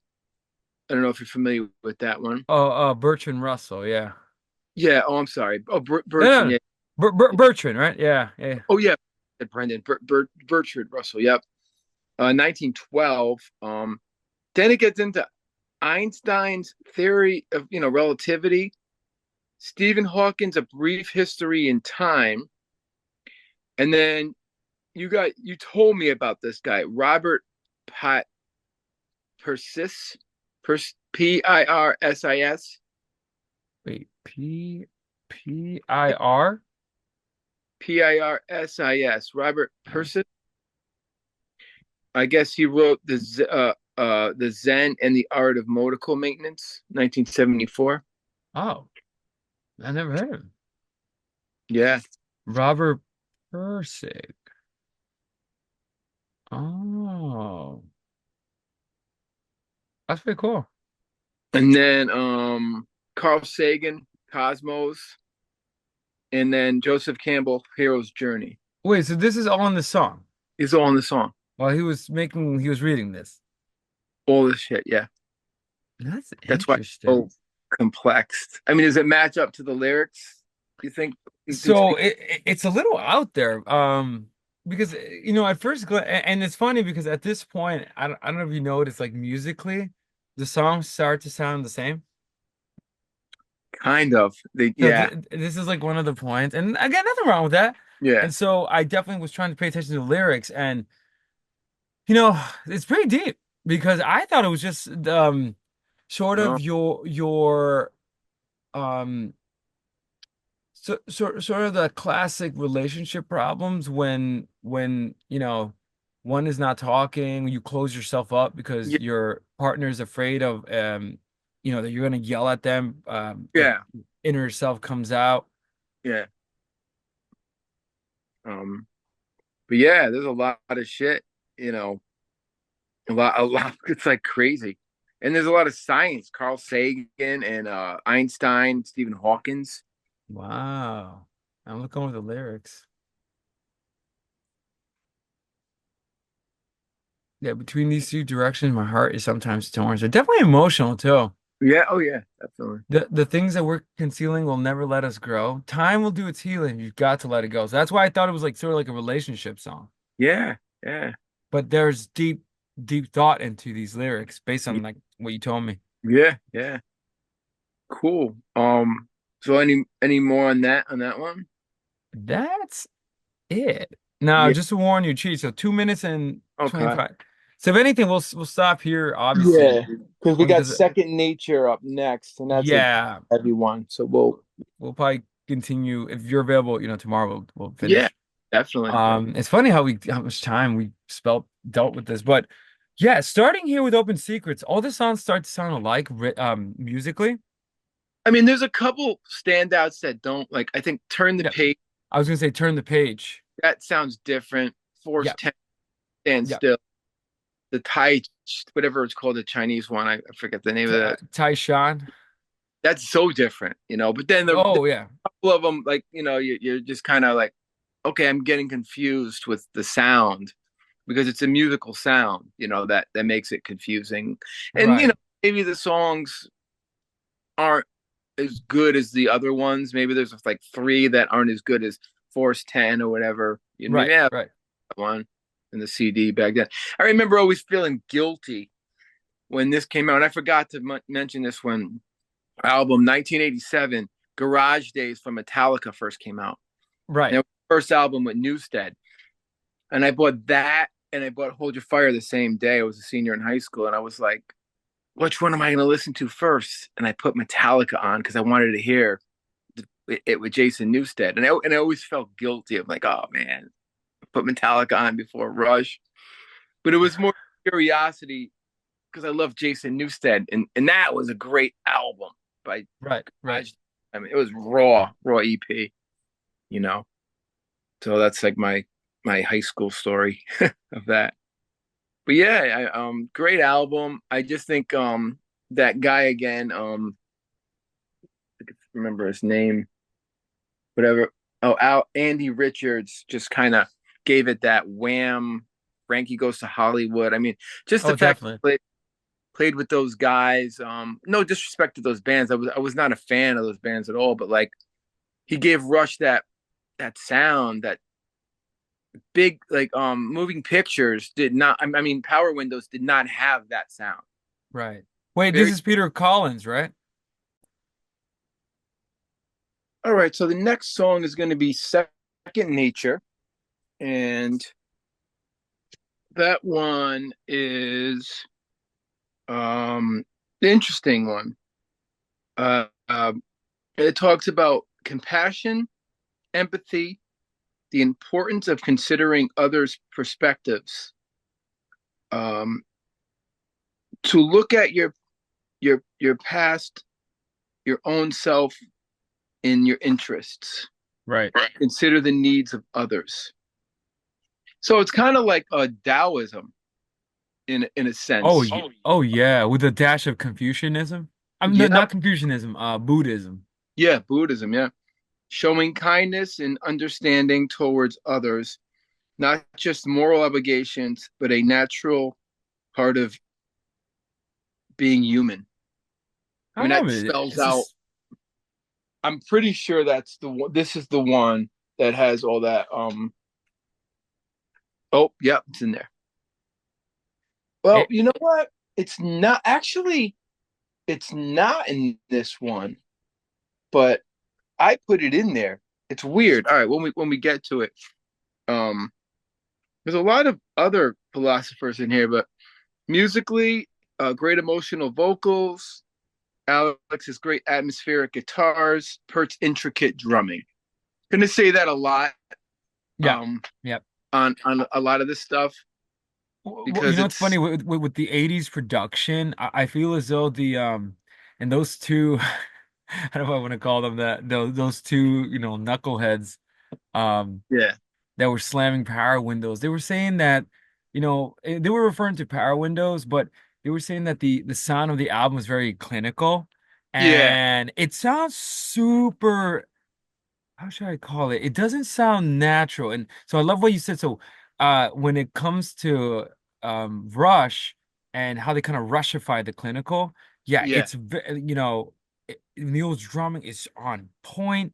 It's oh yeah it's and again it's clinical, yes, but it's still amazing, especially yeah Alex's clean guitar tones, yeah which is insane. And Chris, I think that's Chris, the sound of the 80s. oh yeah, they all have the sound of the '80s, except for Getty. Well, Getty does too. He in the '80s. I take that back. Jeff Berlin and Jocko were really big, so he picked up that sound. Neil picked up the Simmons electronic drums, and Right. Alex has that real clean '80s kind of sound. Well, I was gonna say there's a little connector with like Invisible Touch by Genesis. They took it way too far. Like Oh yeah, those two knuckleheads should have been talking about Genesis Invisible Touch because they took that clinical sound, the 80s sound, too far, where it yeah, sounds like, and you even mentioned that at this point, the usage of a metronome also affects kind of hmm like that oh rock yeah, sound I feel like it used to be the arena sound, like the 70s, like. Well, the metronome takes away, in my opinion, the human feel. Well, no, but you can see it because on Yeah. this album, and again, it's a great album, but the sound definitely sounds a little, um, there's a lot of, you mentioned the word before, like that echo 80s sound. Oh, reverb. Reverb. Yeah, it's on the drums. It's everywhere. Right, It's but that was the '80s. right, And right. particularly, and back to like the metronome. I hated it. And my bass teachers, um, not my great bass teacher, Marshall Topo, who I studied with for 40 years, but my college bass teachers all wanted me to use a metronome, Well, it sounds like the academic way. and I sucked at it because I played with drummers who had great feel. So I had to really work hard to play with the metronome. And I was always a beat behind or a beat ahead, and they couldn't figure Well, it out. that's interesting. The drummer is the metronome, right? He is, yeah. So And, that's interesting. The fact that Rush decided to incorporate this and make, yeah, like definitely, he didn't need it. Neil didn't need the time. So I was never a metro, the timing. I was never a metronome person, only on Bach. If you're playing classical, then yes, you have to. right, Or if you're playing jazz and you want to like walk, right, you have that like 1, 2, 3, 4, one. right, You want right. a 1, 2, 3. You want to tap on 2 and 4 against that 1, 2, 3, 4. That makes sense. Right. What to do when you're learning. Anyway, so I think And dude, I love what you said about that song. It's pretty straightforward. Like yeah, it's compassion. It's probably one of Rush's straightforward songs. but I don't. This isn't the one that has Lao Tzu in it. Is this the I one? it's not. What I found in it, I didn't really find a lot of philosophers. I found Nietzsche, traditional morality, an emphasis on individualism. And then, oh yeah, then there is Lao Tzu. I'm sorry, I take it back. Right, There's definitely the Tao in there right, because you right, can hear it in the lyrics. I was singing to something else. right. And this is second nature, right? nature. Yeah. Right. Yeah, I think the line says it ought to be second nature. I mean, the places where we live, let's talk about this sensibly. We're not insensitive and talk about that compassion stuff. I Yeah. know progress has no patience, but something's got to give. Yeah. So, and just going down here, folks have to got to make choices.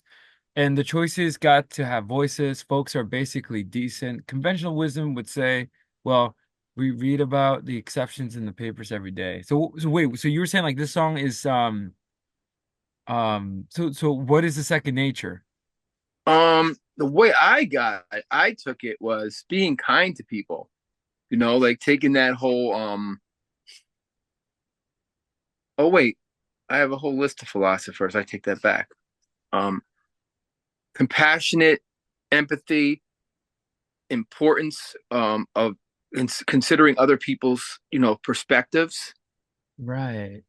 That's to look at interesting. to look at the to look at your to look at the past, your own self interest, your own self interest, but to look at the past. So Um, it's a very down to earth message then. this is a good one. Message. Considering the needs of others. Yeah. That's one we all, we could relate to, right? Oh, for you know, sure. I mean, classic yeah, uh Christianity. yep. Showing kindness and understanding towards others, not just a moral obligation, but a natural part of being a human. Well, it is. I think being a human, you should be kind. Whether you're no matter what you study in religion, no matter what So your religion. it's well yeah, like if I ever read like a book on philosophy, I think there are outside of religion, because obviously as you know, without going too much detail, I'm a religious person, and Oh, me too. um but there is human universal things, and I totally agree with Got you. this guy by my bed. You can see Love it. him. I love it how it's blurred. Yo, oh Yeah, shoot. Yo, let me see. Anton LaVey doesn't want to see that. There he is. Um but yeah, so it seems to me the song again very straightforward. It's a very sweet song in my opinion. Yeah, yeah. Great Getty vocals, and it sounds like a yeah, reconciliation song, compassion, like all these awesome. And I think that's what the song means by second nature. All of this should be Mhm. second nature. Like you have a Yeah, human nature, first nature, but exactly. then the human nature, like compassion Hmm. and understanding one another, and yeah, and sometimes like selfish world. So love it. Oh God. The philosophers I found my list. Adam Smith, you know him? Yeah, in the beginning, yeah, yes, sir. Capitalism. 1759. The theory of moral sentiments. Human emotion shapes judgment. Eric, Wait, this Adam Smith, Cheech? yeah, yeah, Adam Smith. So Adam Smith, so Adam Smith is that's interesting. Did he write that? I know he wrote the book on capitalism. The moral sentiments of human emotions, and or maybe this is just quotes by him in shaping judgment. I never. You should check that because I'm not sure. So I know Adam Smith is mostly known for his ideas of capitalism. He's the father of modern capitalism, Well, the and just theory of moral sentiments is that's what I think. If that makes sense. I would have to double check that. I mean, it sounds good. It sounds interesting. Not Yeah. sure if that's Adam Smith though. Are you sure it's not John Locke? No, Adam Smith I had for that one. Oh, interesting. And then I had Eric Fromm, Yeah, famous psychologist. Yep. humanistic philosophy and social Yep. criticism. I think that's probably I'll That's put this better than song. Adam Smith, I think, right? As far as Well, I would have to check what you're saying there because I'm not Adam Smith. I see Adam Smith in terms of his capitalistic philosophy in the beginning Mhm. Okay, because I think once again this song is sort of like similar to Big Money. right. Wait, Big Money, right? Yeah. So sorry, like kind of like a total brain fog there, but uh, it, it's yeah, it's in the beginning it says. A memo to a higher office, open letters to the powers that be, to a god, a king, a head of state, a captain of industry. So once again, yeah, it's like don't let selfishness and greed and capitalism replace Yeah. the second nature stuff.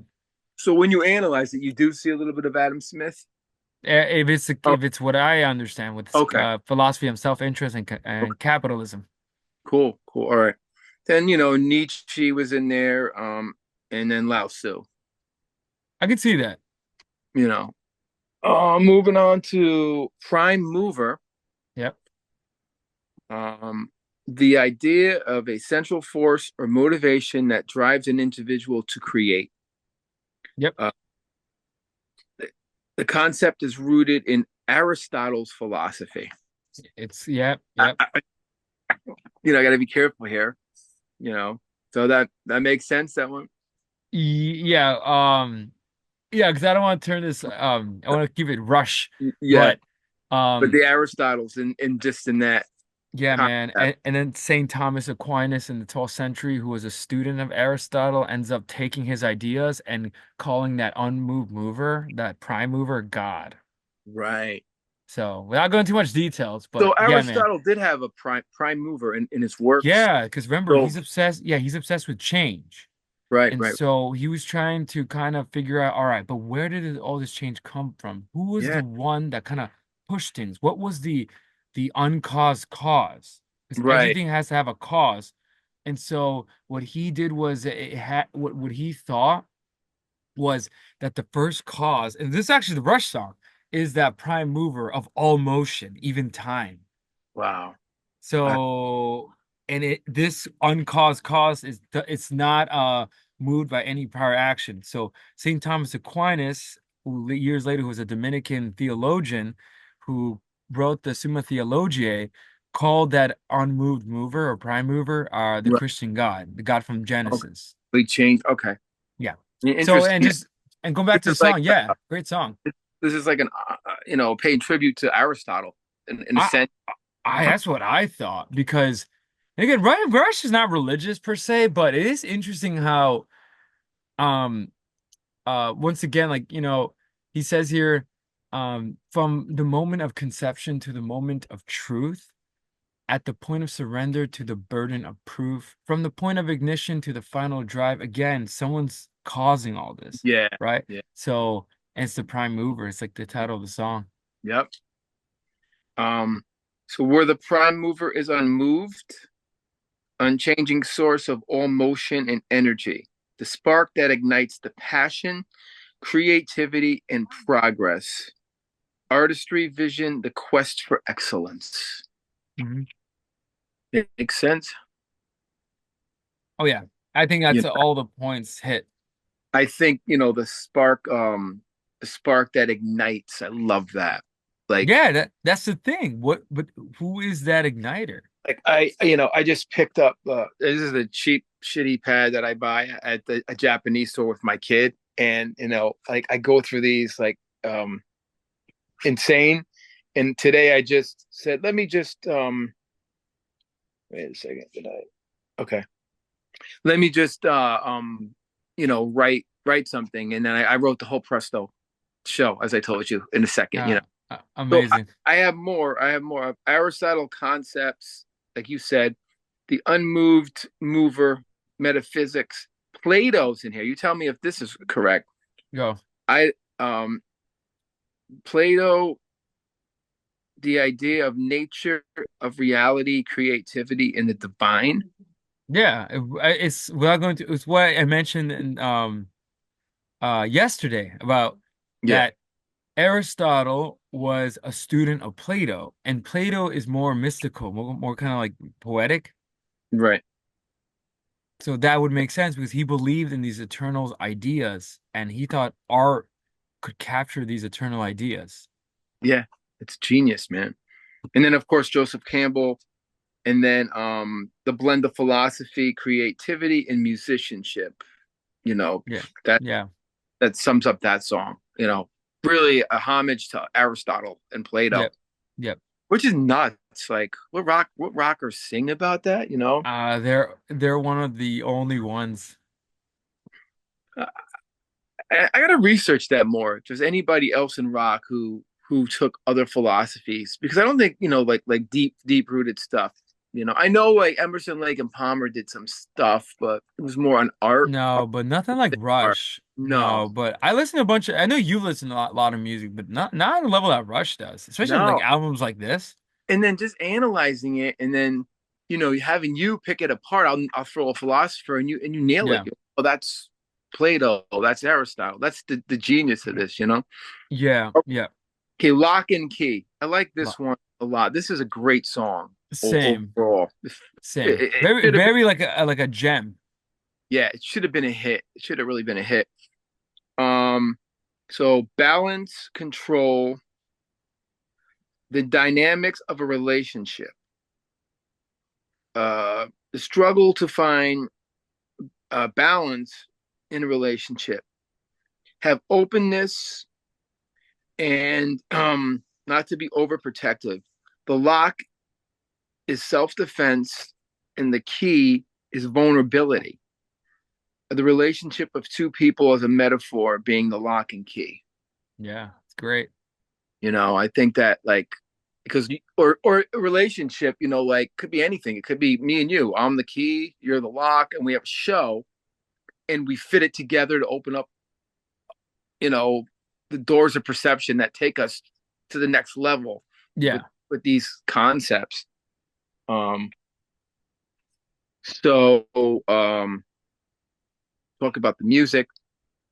Great bass line, distinctive vocals. Alex, once again, his clean, textured guitar work, phenomenal drumming.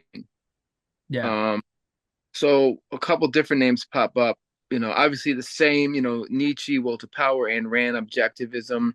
Yeah. Eric Erickson, familiar with him? Yes. Okay. Oh yeah, big time. Psychology theory on identity formation. Yeah, so he was famous state theory of stages of development. Oh, stages of development. Okay. Yeah, yeah. Like in a child or something like that. No, he actually looked at the human lifespan. Oh. Yeah. Yeah, so in the way this was the song. This is what Bert was reading. So he pretty much came up with this theory of psychosocial development, Hmm. and depending on the age that you're at, there are certain conflicts you must get over in order to progress. Right, And right, if right. you don't, causes you obviously like psychological you know, problems. Interesting. This was interesting too. Herman Hesse. I think I mentioned him to you at the temple. Yeah, yeah, he's famous. He wrote a book called Steppenwolf. And it's I guess like the struggle of I'm not sure exactly what the book is about, but it's about like having a struggle and overcoming it. That's like the concept of it. Right. And it's a famous book. I should read it.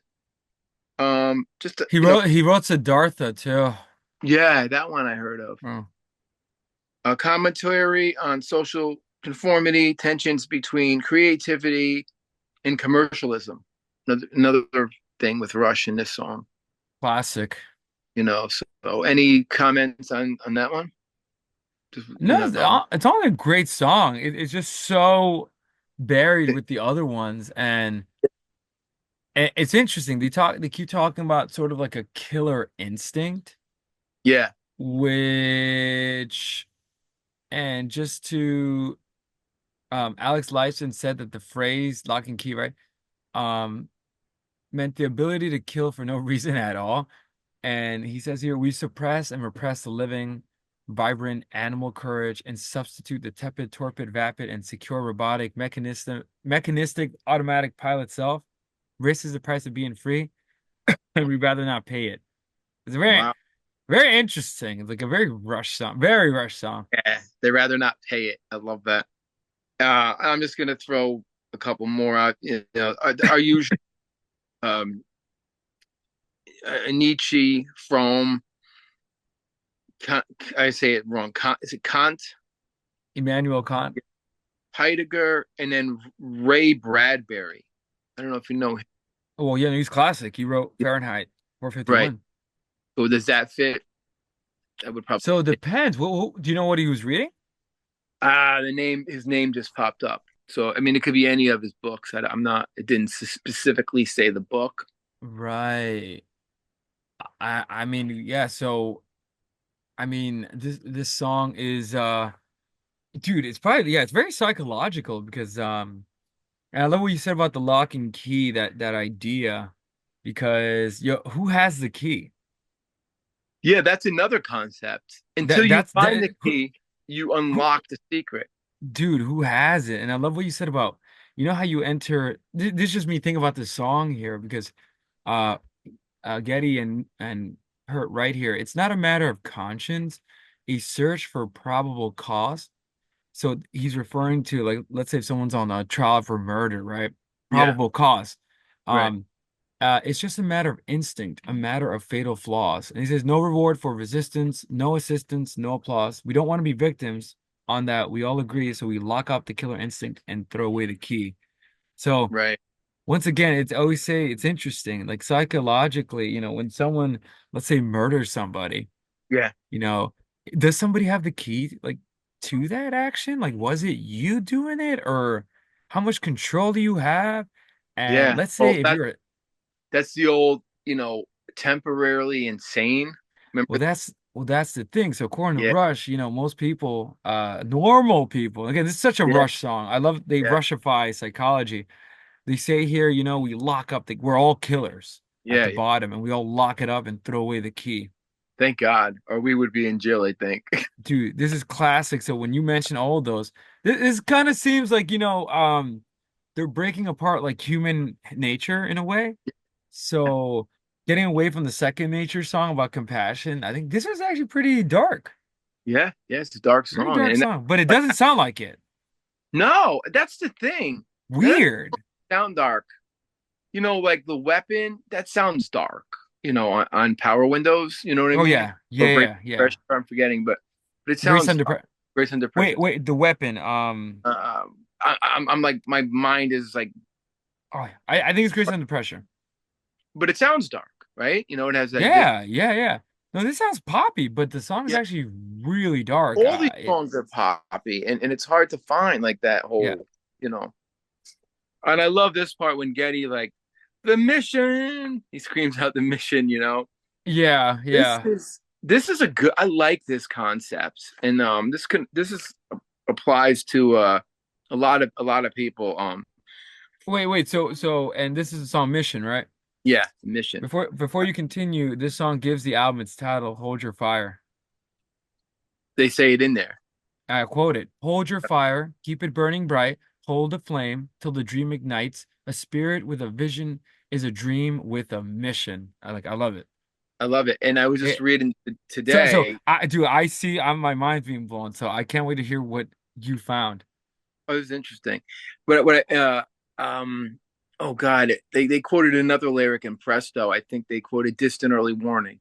They used "Distant Early Warning" as a lyric in one of the Presto songs, Oh, which that's is cool. yeah, I love when bands do that. Okay, so the mission. So basically, Getty and Neil had a conversation about what kind of people they consider to be, and there are people who always knew what they wanted to do. They had ambition and desire to play music, whether they were successful or not. They had to play music. So they had the ambition. It was their mission to be musicians. And 2112 is a good example. They took that chance, and they could have failed and been horrible, but they did it and No, took a chance.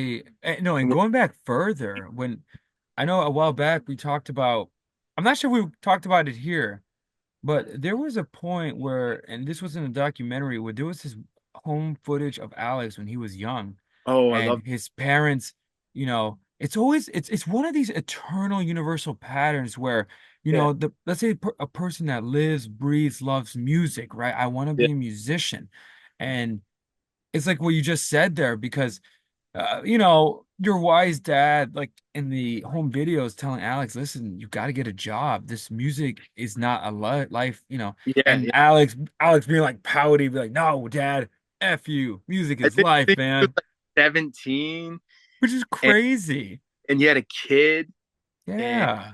he was like, so like if a 17-year-old had a kid, you would probably think, if I was 17 and I had a kid, I'd be like, my life's done. I got to be Right. a dad now. But Alex was like, I'm gonna be a dad and I'm gonna be a musician. That's the genius of someone like Lightson, the mentality.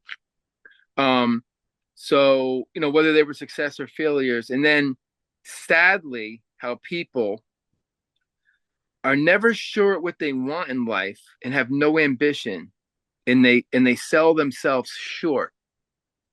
And those are the people that they were talking about, that they're glad that they're not. Middletown Dreams. Yes, it goes back to Middletown Dreams. And they were glad that they never sell themselves short and like gave I up know. and And so can I say, I think that's the most amazing thing about Rush. That's why w when haters hate on them, I look at those haters and say, you must hate yourself because Rush, honestly, they are fearless. They don't care. they don't they don't. So, and they at the end of the day, I'll be listening as well as you. Like, Yeah. I keep for some odd reason listening to Rush like at least like 3 albums a day rather than Yeah. like, you know, Yeah. And I don't think there's no band like Rush that took that attitude. They were no, just, we're doing it our way, and that's how it's going to be, And think about it, they spanned most every band, like Zeppelin had a 10-year career. Sabbath had about a 10-year career. I don't count Tony Iommi's Black Sabbath. Deep Purple had about a 10-year career, but then they came back. So if you came back, it doesn't count. Rush never stopped. they never did. The quality was always there. Yes, stopped. Yes, took a break. You know, Right, right. Even iconic groups like the Beatles, they had a don't get me wrong, 10-year run. Who knows what they would have oh yeah. accomplished, but But I think Rush is one of the few bands that kept going from mhm. 1974 to 2015. Like no one's. And they no, and they would have kept going, had it Oh, not oh, been, that's so sad.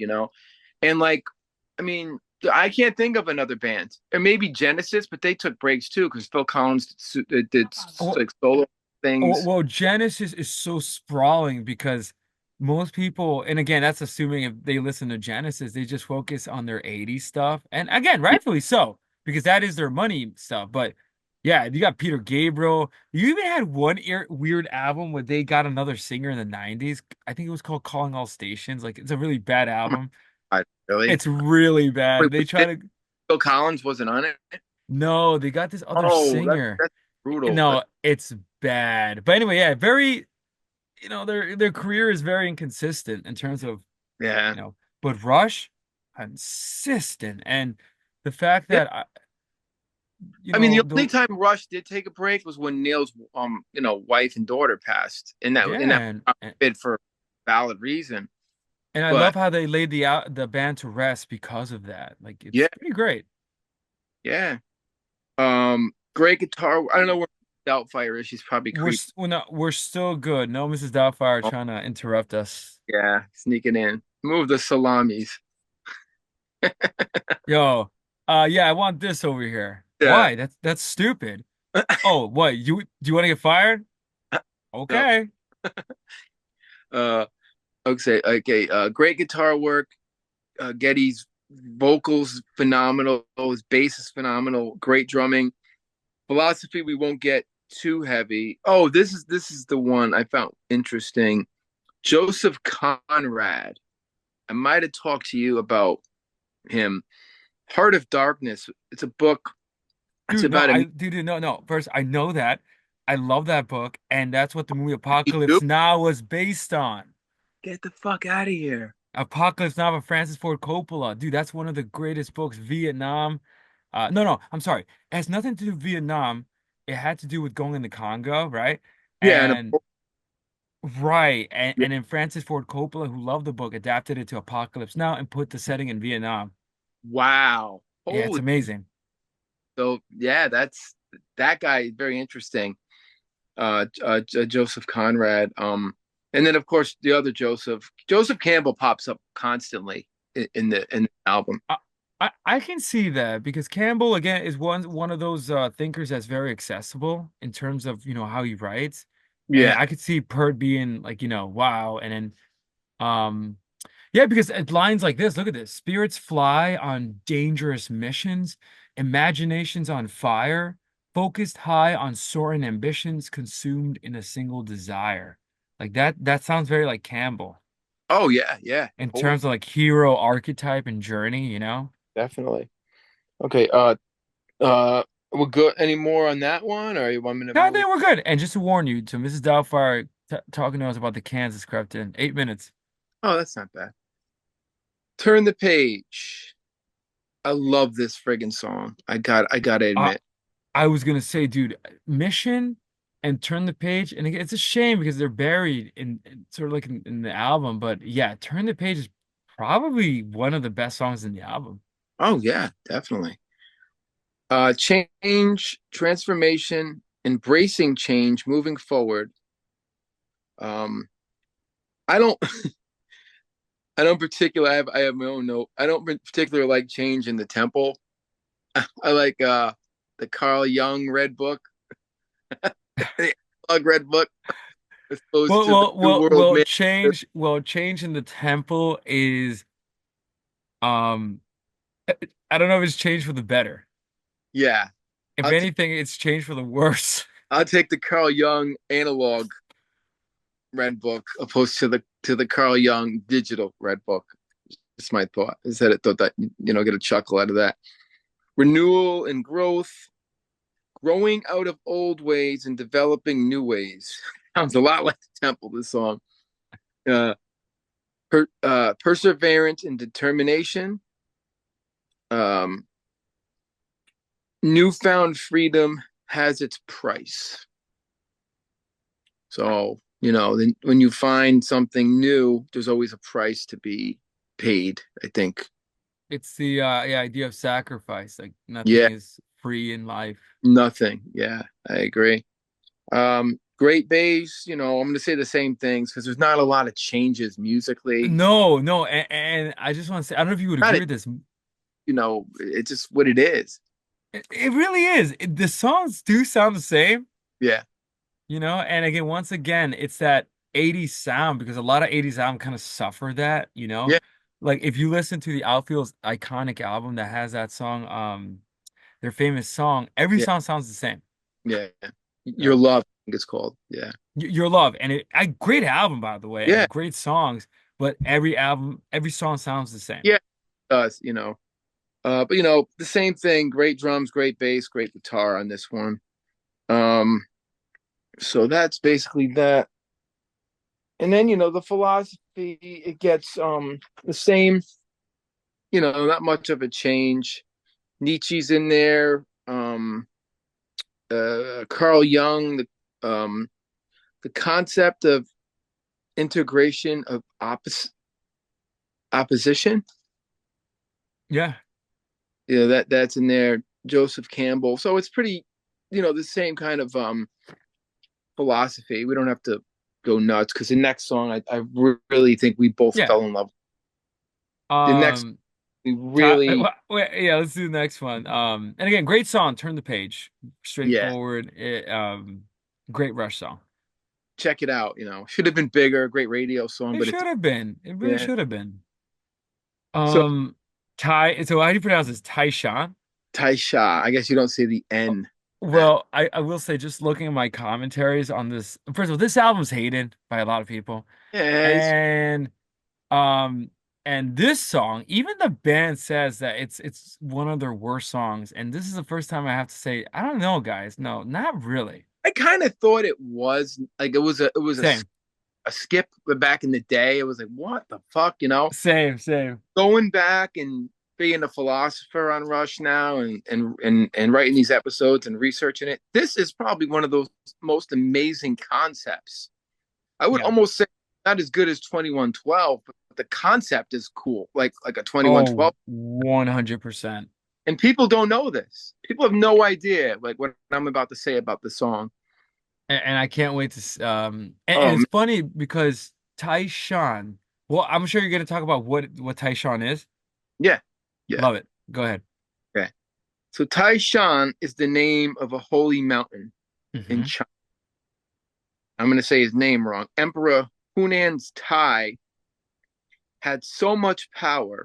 he was able to summon spirits to the world anytime he wanted when he was on top of the mountain. He would yell, "Raise your hand to the sky. You will live to be 100 years old."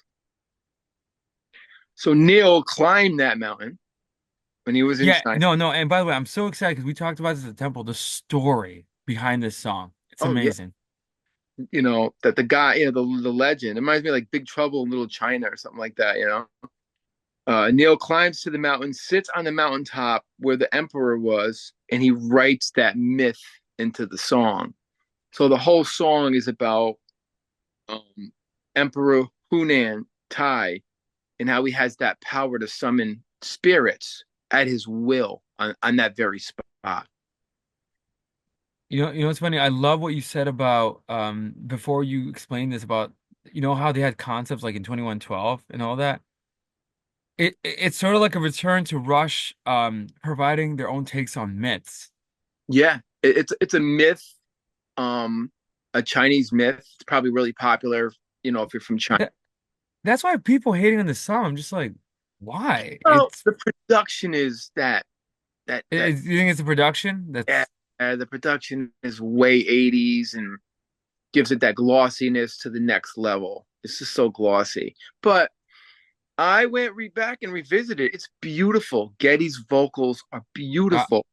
The I was gonna say. bass line is beautiful. The melody is beautiful. It's mellow, very 80s sound. It sounds like Mystic Rhythms a little bit. Yeah, That was yeah, my comparison.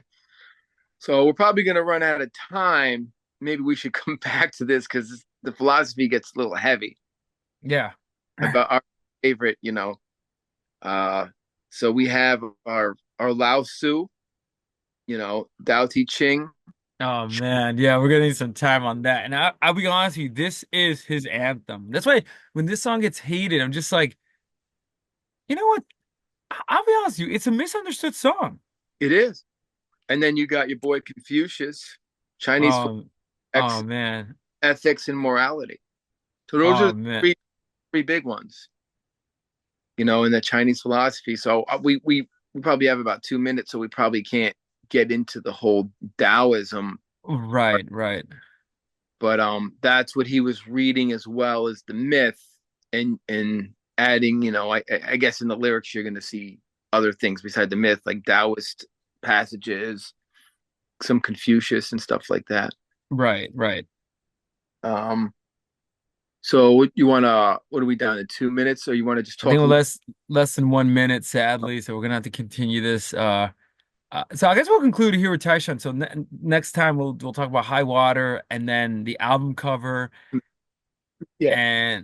and make a case once again, like this album shouldn't get as much hate as it should, and I think my opinion has changed.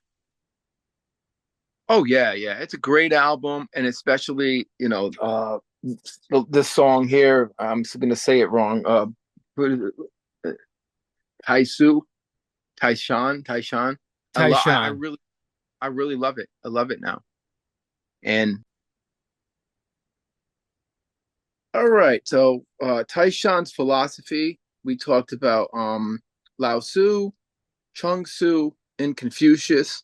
You want to talk about those three They actually came. guys? They actually came up. Yeah, as what he was reading. That's interesting.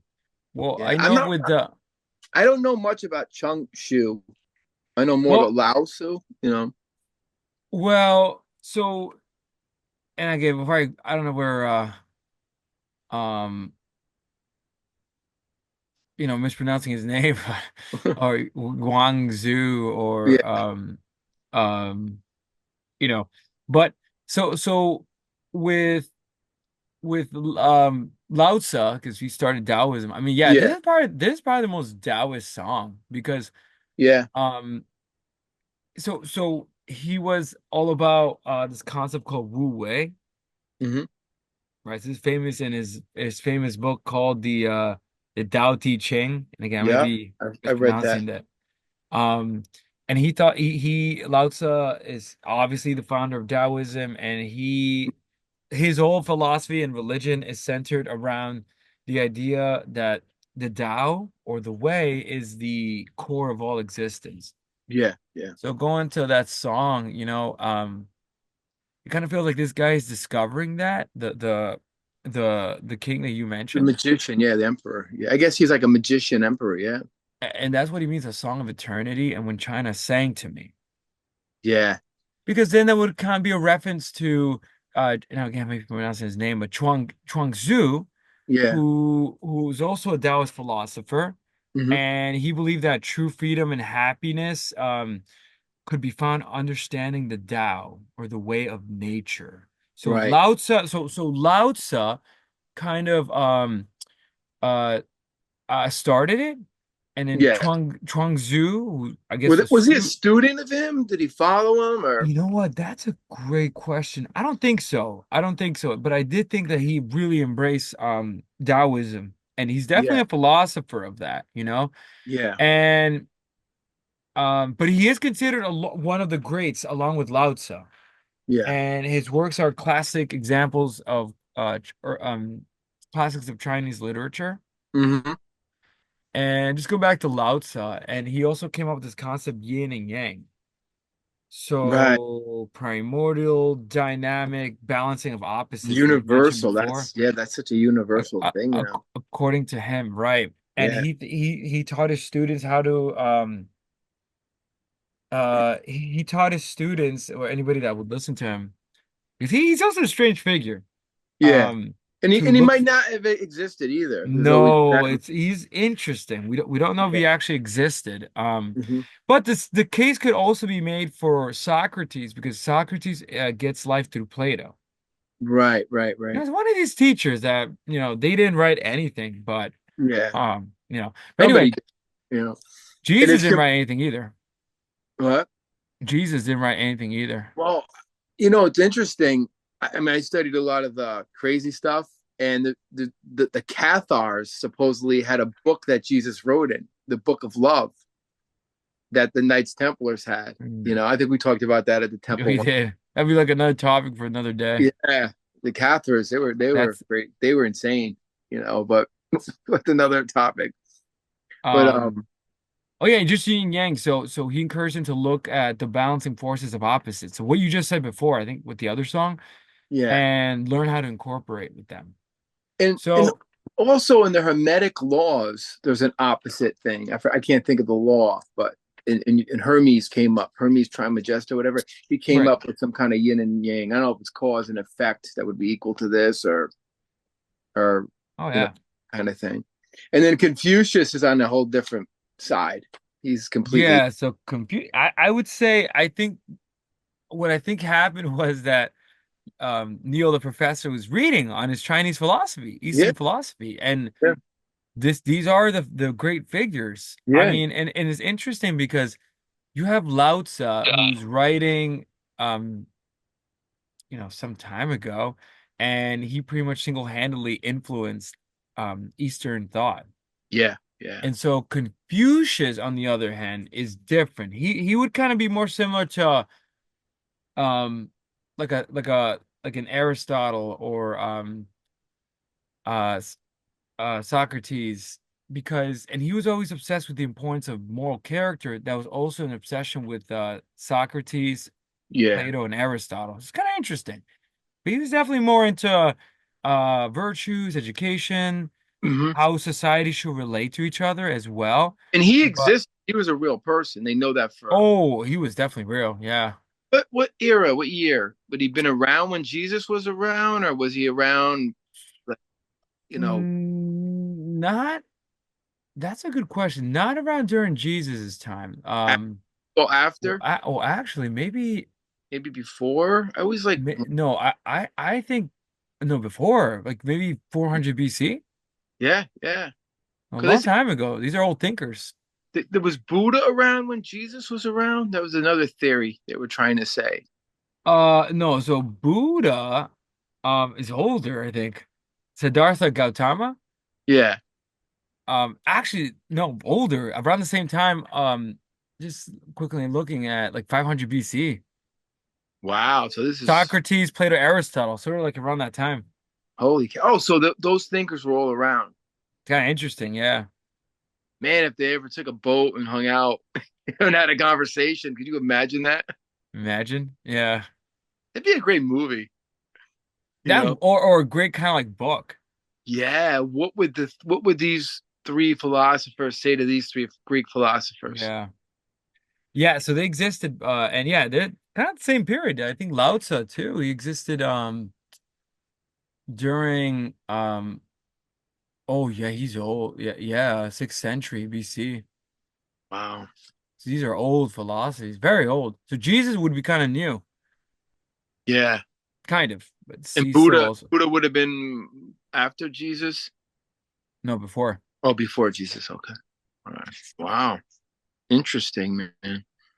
So I guess we covered a lot on the Chinese philosophy. So go out there and brush up on your Chinese philosophy, people. You know, Russia's like all over from Ayn Rand to Lao Tzu. Like nobody I does know, this.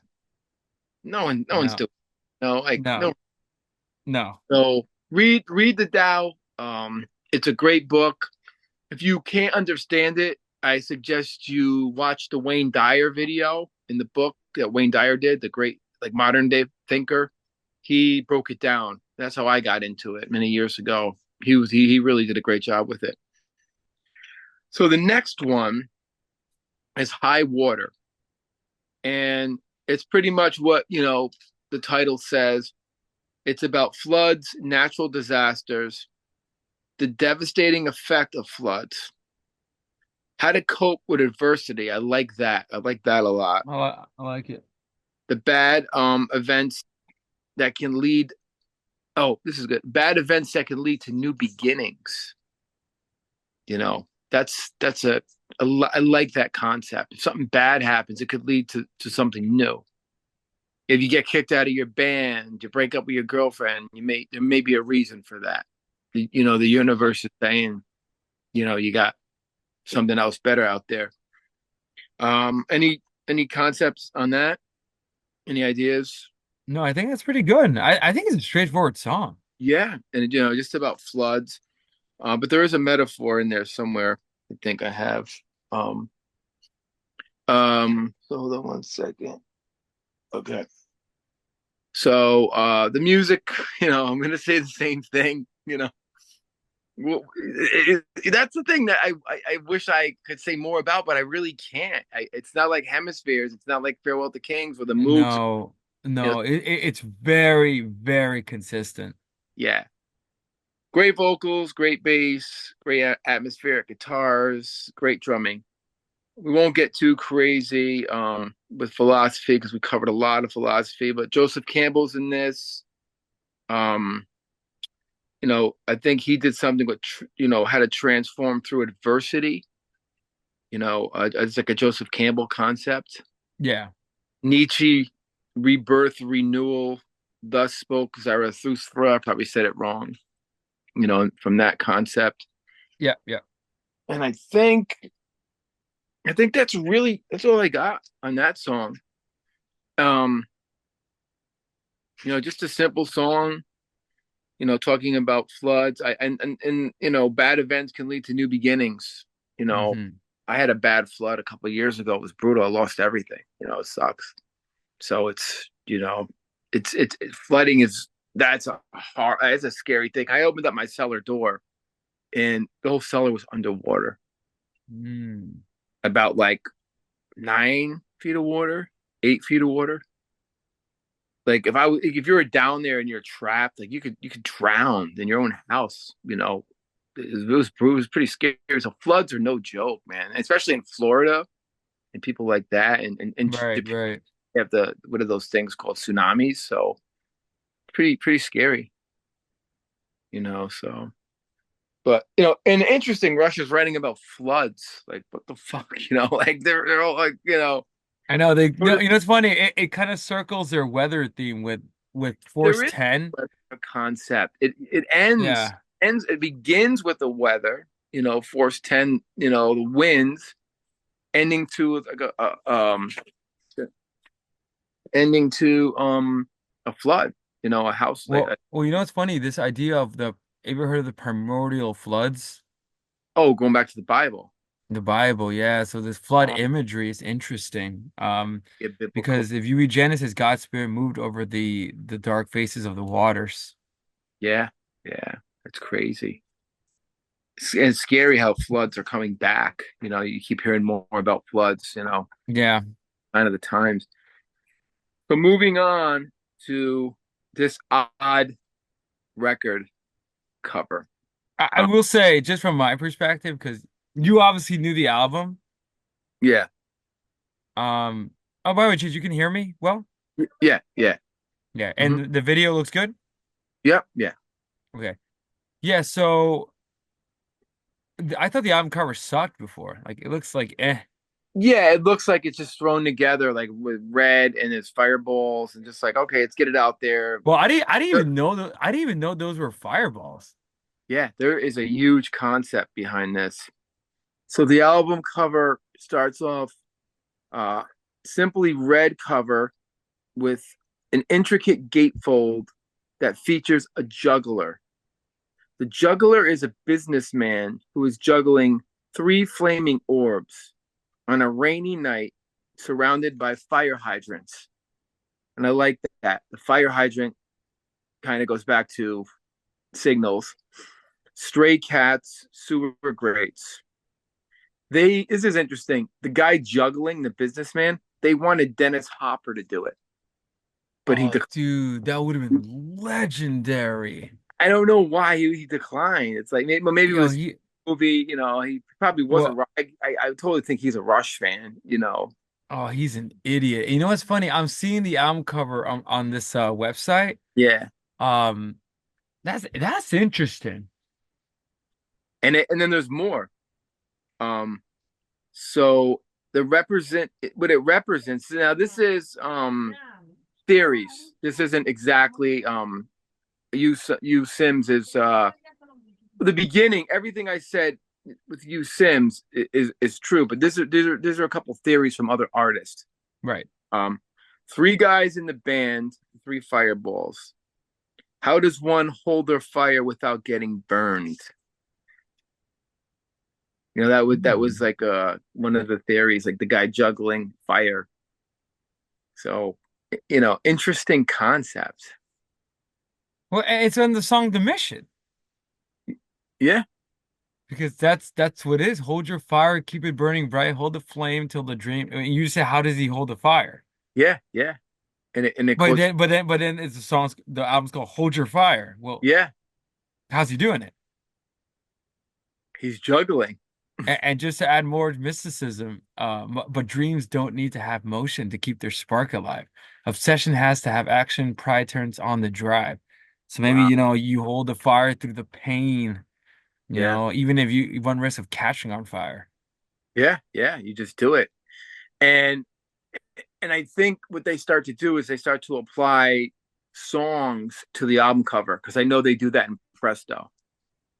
Presto is another motherfucker meaningful album cover that it's insane that I discovered Well, today. that one is more, and again, but you know what? I do have an appreciation with this album. I gotta stop like judging so fast. And Presto's cooler though. What I love about it is it's like they're so simple. Three balls, Presto, a hat, and a rabbit. You're like, oh yeah, that's a magician. Nope, there's a lot to that. There's a lot to this.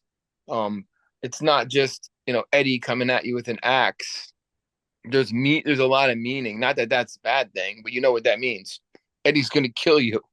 There's no meaning really, Right, right, but there's a meaning in these Rush album covers from Power Windows to Hold Your Fire. Grace Under Pressure. We were a little confused. We didn't really find much meaning. We had to like really dig. right, Signals was a crazy ass meaning. It was with the Dalmatian and right. leaving his mark. You know, so it starts to get more meaningful. Their album covers, which matches up to the album, and it fits in with like Mission and stuff like that. Yeah. No, And that's it's great. And it's funny. I love the You know what? It's a very minimally designed album, but with so much meaning, especially that th those are the fireballs, right? Yeah. Hmm. They're saying hold your fire, and I'm just making a connection with um the music where I, it again once because Mission gives the album its name, Hold Your Fire, and that is about music. So it's like Yeah. signals too. It's like they're Yeah. making like sly nods to you. Yeah, exactly. And the three fireballs represents the three men in the group, three individuals. See, that is that's incredible. And then the juggler is juggling the fire and he's holding fire. Yo, do you think that Juggler is the producer? We could look him up like we did Dahmer in the uh Well, I think the juggler is Peter Collins because he's juggling fire. Dude, this dude, I and want maybe he failed it. Maybe he got burned. maybe it is Peter Collins. I mean, I got to look that up because we did find the Dahmer kid in the Subdivisions video. Well, I have a theory about I think Power Windows is, you know, the Power Windows create psychopaths like Dahmer, Oh you yeah. know? And that kid's Dahmer, he's about to, like Eddie, about to take his next victim, and that's why he's looking at us. I know. I know. And Signals is hilarious. The dog is about to Oh, piss on the fire hydrant. It's, but it's like Rush doing a nod, like, yo, watch for these signals. yeah, it's Because we're signal about to, this is just my joke, but we're about to take a piss on you. exactly, but it's really leaving a mark in Yeah. Subdivisions, which is like it's insane. And And the Dahmer's kid is in Subdivision. So maybe that kid is the kid from Power Windows. oh, I definitely different power windows because the power windows is all fucked up. You The know, it's funny. You've seen the Dahmer show had this funny meme where Dahmer is forced watching, like he gets one of his victims and he forces him to watch the Power Windows, the TV, Oh yeah, this yeah, yeah, program. yeah. And it became a meme, but He was forcing his victim to watch TV. to watch something and he had some sort of weapon in his hand if he doesn't watch it. Really? And you know what's Very, crazy? really? Uh, I'll send you the meme. It became a meme, but it's a scene from the Dahmer show, wow. and it reminded me of the album covers. And maybe Rush is making a sly little, what creates like psychopaths or something. I mean, the dude in the power windows is definitely fucked up. He's either on drugs or he's like lost his mind because he's got the remote control at the window. No, and his Uh, room is creepy. He has yeah, nothing in his room except that. It's, no, it's like a psychopathic room. yeah, yeah. There's got to be some inner. You Sims must have something else going on in there because like there wasn't a well. The only thing we got out of that was we knew power windows are TVs from that Right. philosopher, Right. and there's not much I found on that. And bringing up the Jeffrey Dahmer thing, I always kind of bring him up.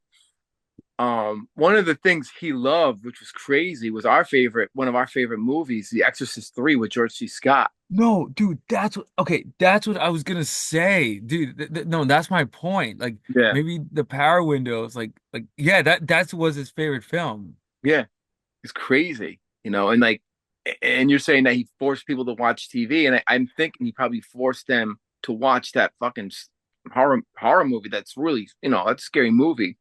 So could you imagine, not to go off on a tangent, but the No. poor victim in a chair with this lunatic behind you, and you got to watch The Exorcist 3. Not as scary as The Exorcist, but pretty freaking scary. And our boy George C. Oh, the Scott kills him. oh no, The Exorcist 3 is one of the most underrated movies. Yeah, go out and see that for Halloween, people. It is just like phenomenal. Frightening. It's different from The Exorcist. Yeah, Um, it's more that quiet horror. And George C. Scott, oh, man. genius. And I met him. I told you I met George C. Scott right around that time the movie came out. He lived in Greenwich, and I was at my old job, and I was so nervous. I went up to him and I was like, "Oh, Mr. Scott, I love your work, and I just saw The Exorcist 3. You're a genius." And he's like, "Good job, man. Good job." Like very like Yeah, good it's job. so classic. I think He's he's legendary. I love George C. Scott. And he's like, good job, man. Good I job. I could I could see it. And I was like, in like, I never been starstruck, even with rock stars that I met and stuff, George C. Scott, I stood like holy shit, because I just literally seen the movie, Right. and to see him in it, I was like, wow, in the store shopping, I was like, man, legendary. I have to rewatch that movie. Like I myself Oh, love it. Now, I'm not gonna turn to Dahmer, but I I love watched, it. and There's some frightening scenes. yeah, yeah, and it's a great concept, the priest and everything. Not to give it away, but the priest in the first one, and the young priest. It's good. It's good. I mean, we could go off on a tangent. I mean, I think The Exorcist is the scariest movie ever made. It took me years to like go back and watch it because I watched it as a kid, and Right, being right. religious we are, and then going to catechism. I guess we could talk about this as Halloween. Going to catechism. You know, and the religious instructions and the teacher saying, "Do not watch that movie. Do not watch Yeah. the." And it was Uh, on television. It was on no, channel. i- it's funny because that movie was so controversial when it came out, Oh, and it was scaring. Like people were like throwing up in the movie people theaters. heart attacks. They are doing it now with a movie. What's that movie called with Art the Clown? Uh, oh God, that clown, that killer clown dude, Art the Clown. Oh, the black and white one? Yeah, what's the name of the movie? I forget the name of it. I seen bits of it, and people are throwing up in movie theaters watching. I seen the scene. There's a scene in it that's like makes a Texas Chainsaw Massacre go out the window. It's in. Right.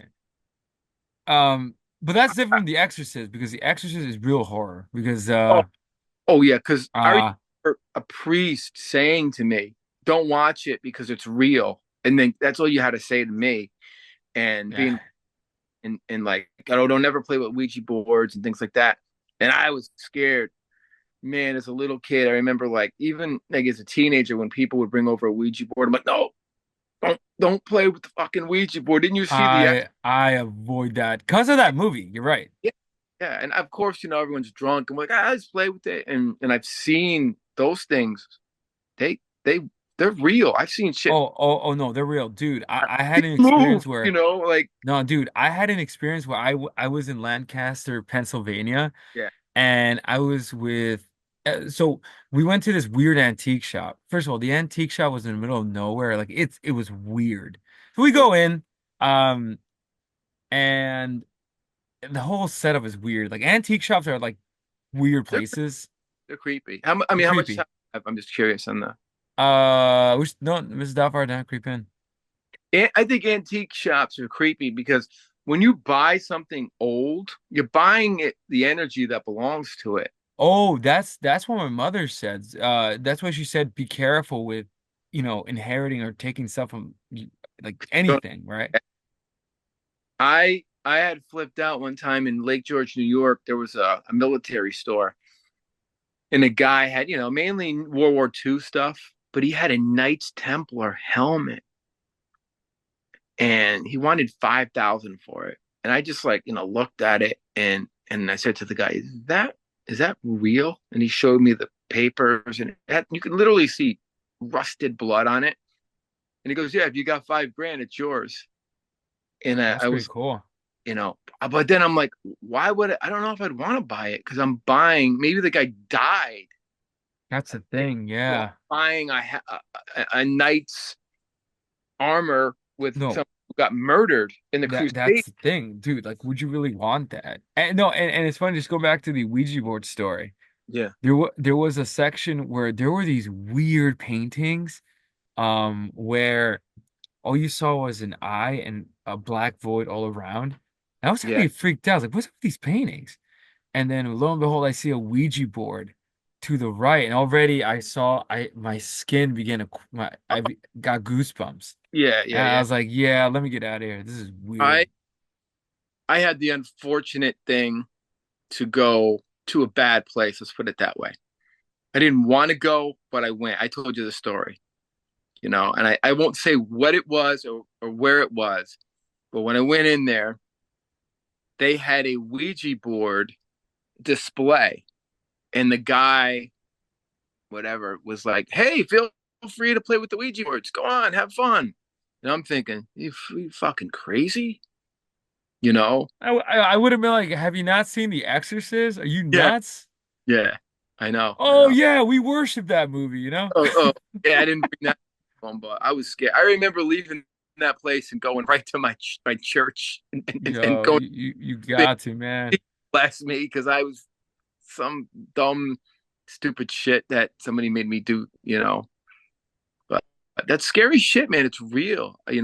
Especially the exorcism stuff. I've talked to priests about that. And they told me they don't want to talk about it because they know it's real. Oh, And I 100%. well, they know it's real, and they've experienced it, or they studied it, or they heard stories from their colleagues. So it's pretty fucked up. Yeah. It's Yeah. Halloween stuff we're talking about, ending the Yeah. rush. Yeah, we just went on a tangent, but I guess we'll come back to uh Hold Your Fire. So again, I love how we broke it down, and it's definitely one of the most 80s albums. Oh yeah, yeah, the Like it's production of it, really 80s. and it's going to be the last '80s album for Last Rush. one. Well, Presto's '89, but Presto is leading away from all the digital shit because Alex, just to give a preview, Alex had enough. Alex is like, no more keyboards, no more MIDI, no more programming. I want to write songs that are like the old days. I want to play guitar, and that's what they went back to. And in between that, I almost forgot. There's a show of hands, The live which is a live album, album. right? So they Yeah. do a live album again, and they do everything from Hold Your Fire, everything from Power Windows, and they go back a little bit, from the older stuff. So we'll do a little quick review on that before we do Presto, which Yeah. I already wrote Presto, and then it's Presto is like another insane. I Um, I think yeah, oh no, Presto like sonically is different. Like when I was listening to it for the first time, yeah. man, it's a different album, and I could hear, yeah, there. Alex probably, maybe the voice of reason said, "You know what, guys, that's it," because I want to do some different guitar tones, and you know, keyboards are taking all the sounds away. Oh yeah, yeah. And the lyrics are a lot, and you're gonna have fun with stoic stuff. We'll get into that whole. I mean, I can already tell from the first song, "Show me, don't tell me." Yeah, yeah. It's definitely, you know, Um, so Mrs. Doubtfire crept in 9 minutes. So Cheech, I guess I'll ask you this on this album, Hold Your mhm, Fire. yeah. So your favorite songs? Let's like if you were gonna make the top greatest Rush Um, songs of all time, which ones? on Hold Your Fire, uh, Time Stands Still, Yeah, Turn the Page, Force 10, The Mission. yeah, Those would be my four favorite. Uh, you know, I would probably say. And um, the Chinese one now is now my favorite. Taishan. Yeah, dude, that oh yeah, Taishan's a good song. Like, Just forget about the production and think of the lyrics, and get over the production of it. And I think that's the problem with you know, the guys who were just like, oh, Rush sucks in the '80s. No, they don't, man. The songs are there. It's just produced different. yeah, no, it's crazy because if you compare, like, let's say Xanadu Yeah, to this song, you can't. Is no, first of all, sonically, it's they're leagues away. And then if right? I tell somebody this is the same band, they're gonna be like, it can't be. I'm like, yeah, it's the same band. Yeah. But it just goes to show you how far Rush came in terms of experimenting and embracing the sounds of the time. Because I'll be honest with you, this was the sound of the Yeah. 80s. Oh yeah, it's like, do you want an old car or do you want a new car? I always bring that analogy up. You want that new car with all the new features in it. If they did Xanadu and Xanadu on every album, they would be stock, like they wouldn't Right. I don't know why I just thought of this, but even Boston embraced the 80s when they did Third Stage. Yeah. That's a real now Boston is like got that 70s sound like Rush had, and they got that Right. 80s sound on Third Stage. So every band was doing it. So I think Rush totally is growth, is complete growth. And I'm glad, I'm glad they did it. Who doesn't want to grow? Like Bill Bruford said it the best. As a musician, you don't want to go backwards.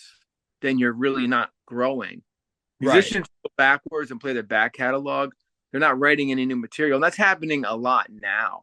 You know, a lot of musicians, and they're doing it because people don't want to hear the new stuff. Back in the 80s, people did want to hear new stuff. Now, if a band plays new stuff, people get bored, Right. which Right. I think is sad. I think the mentality of people, they, Yeah. they can't handle it, you know? It's one of those things where I think the art of listening, analyze, like actually reading the lyrics and that album format where albums, that's getting lost. And I think it's getting really worse. And even among older fans, like even older fans won't give like if a band releases new material, they won't give them a chance. Like they want Yeah. the old, you know? Like Rick Beato did a thing on that on albums, and he was like, when I was a kid and I bought like Rush's album, I wanted to know the producer, the engineer, want Yeah. to know, who did this, and now you just download it. You don't even know what the album cover looks like. Did they No, even make any the album covers? album cover's insignificant. Now it's just a tiny little square and apple like on Spotify or something. Yeah, which is sad. I mean, our work was so important in the 50s, 60s, 70s, 80s, 90s, millennial, up until maybe 10 You years ago before everything No, you got. know what? You know what's funny? There was a documentary on Netflix that I highly recommend, Cheech, if you got Netflix, called Hypnosis, the story of hypnosis that created Uh-huh. the album covers for Pink Floyd. Oh, wow. I would recommend it because they touch upon that, and they have Noel Gallagher from Oasis Yeah, yeah. talking about, the classic album covers of the 1970s and even the 1980s, but Oh, nowadays, it's yeah. sad because now the music consumers don't care about that. And I'm thinking if they don't care about the lyrics, they don't care about the album artwork, they Nope. don't care about the producer, they don't They care don't even the guitar solo's dead. Like the guitar was like I consider it the soul. care. So sad. Like, look at Even Sergeant even Pepper's. bass line, no, even bass lines. And for me, I love how you're a bass player and you remind me of the Yeah. importance of like, the bass and how rock music without bass feels empty. Oh, yeah, and that's why I never liked bands that didn't have bass players, like the White Stripes. Right? Um, and there's another band. The Black Keys. Yeah, like I just I didn't get it. It's like it sounds like, oh, they they have an ad out looking for a bass player, right? You know what I mean? And this is just their Yeah, it's demo. like, guys, this is just a demo, Like, right? Wait, this is your single? Wait, yeah, what? this single. There's no bottom. There's no sonic. You can't substitute a bass without a bass. A Right, keyboard you could. Ray Manzarek definitely. You could do that in right, right. the door. But like the White Stripes, there was like emptiness, bottom. And Jack White, is that his name? Jack Jack White, White. Jack White. He didn't cover it with the guitar. Like Robert Johnson could play a bass line and do chords at the same time. Well, This that's guy's why just people, playing. no, but that's why with Robert Johnson, people were shocked because he would be playing like five people, like he Oh yeah, with his he was. weird fretwork and finger work. Yeah, talk about the devil. You know what I Oh, mean? well, I love speak of the devil. This man sold his soul to the devil, exactly. which Do a whole show on Robert Johnson, but that was our Halloween episode. I guess this one talking about this yeah, a quick. And from it's Dahmer relevant to because the. Dahmer makes some appearances in Rush, so Yeah, he does. He does. But yeah, I would say check this album out. It's a great, great album. Check out all the 80s albums. Yeah. from Great Pressure. I mean, Signals is still like, it's in the like it's 80s, but it's not like this. Grace Under No, Pressure, no. Power Windows, Yeah. Hold Your Fire, leading up to Presto. Remarkable, great albums. Just the production's a little too glossy, but you know what? Yeah, yeah. I think that's it's a problem. It sounds a little dated. So, Yeah.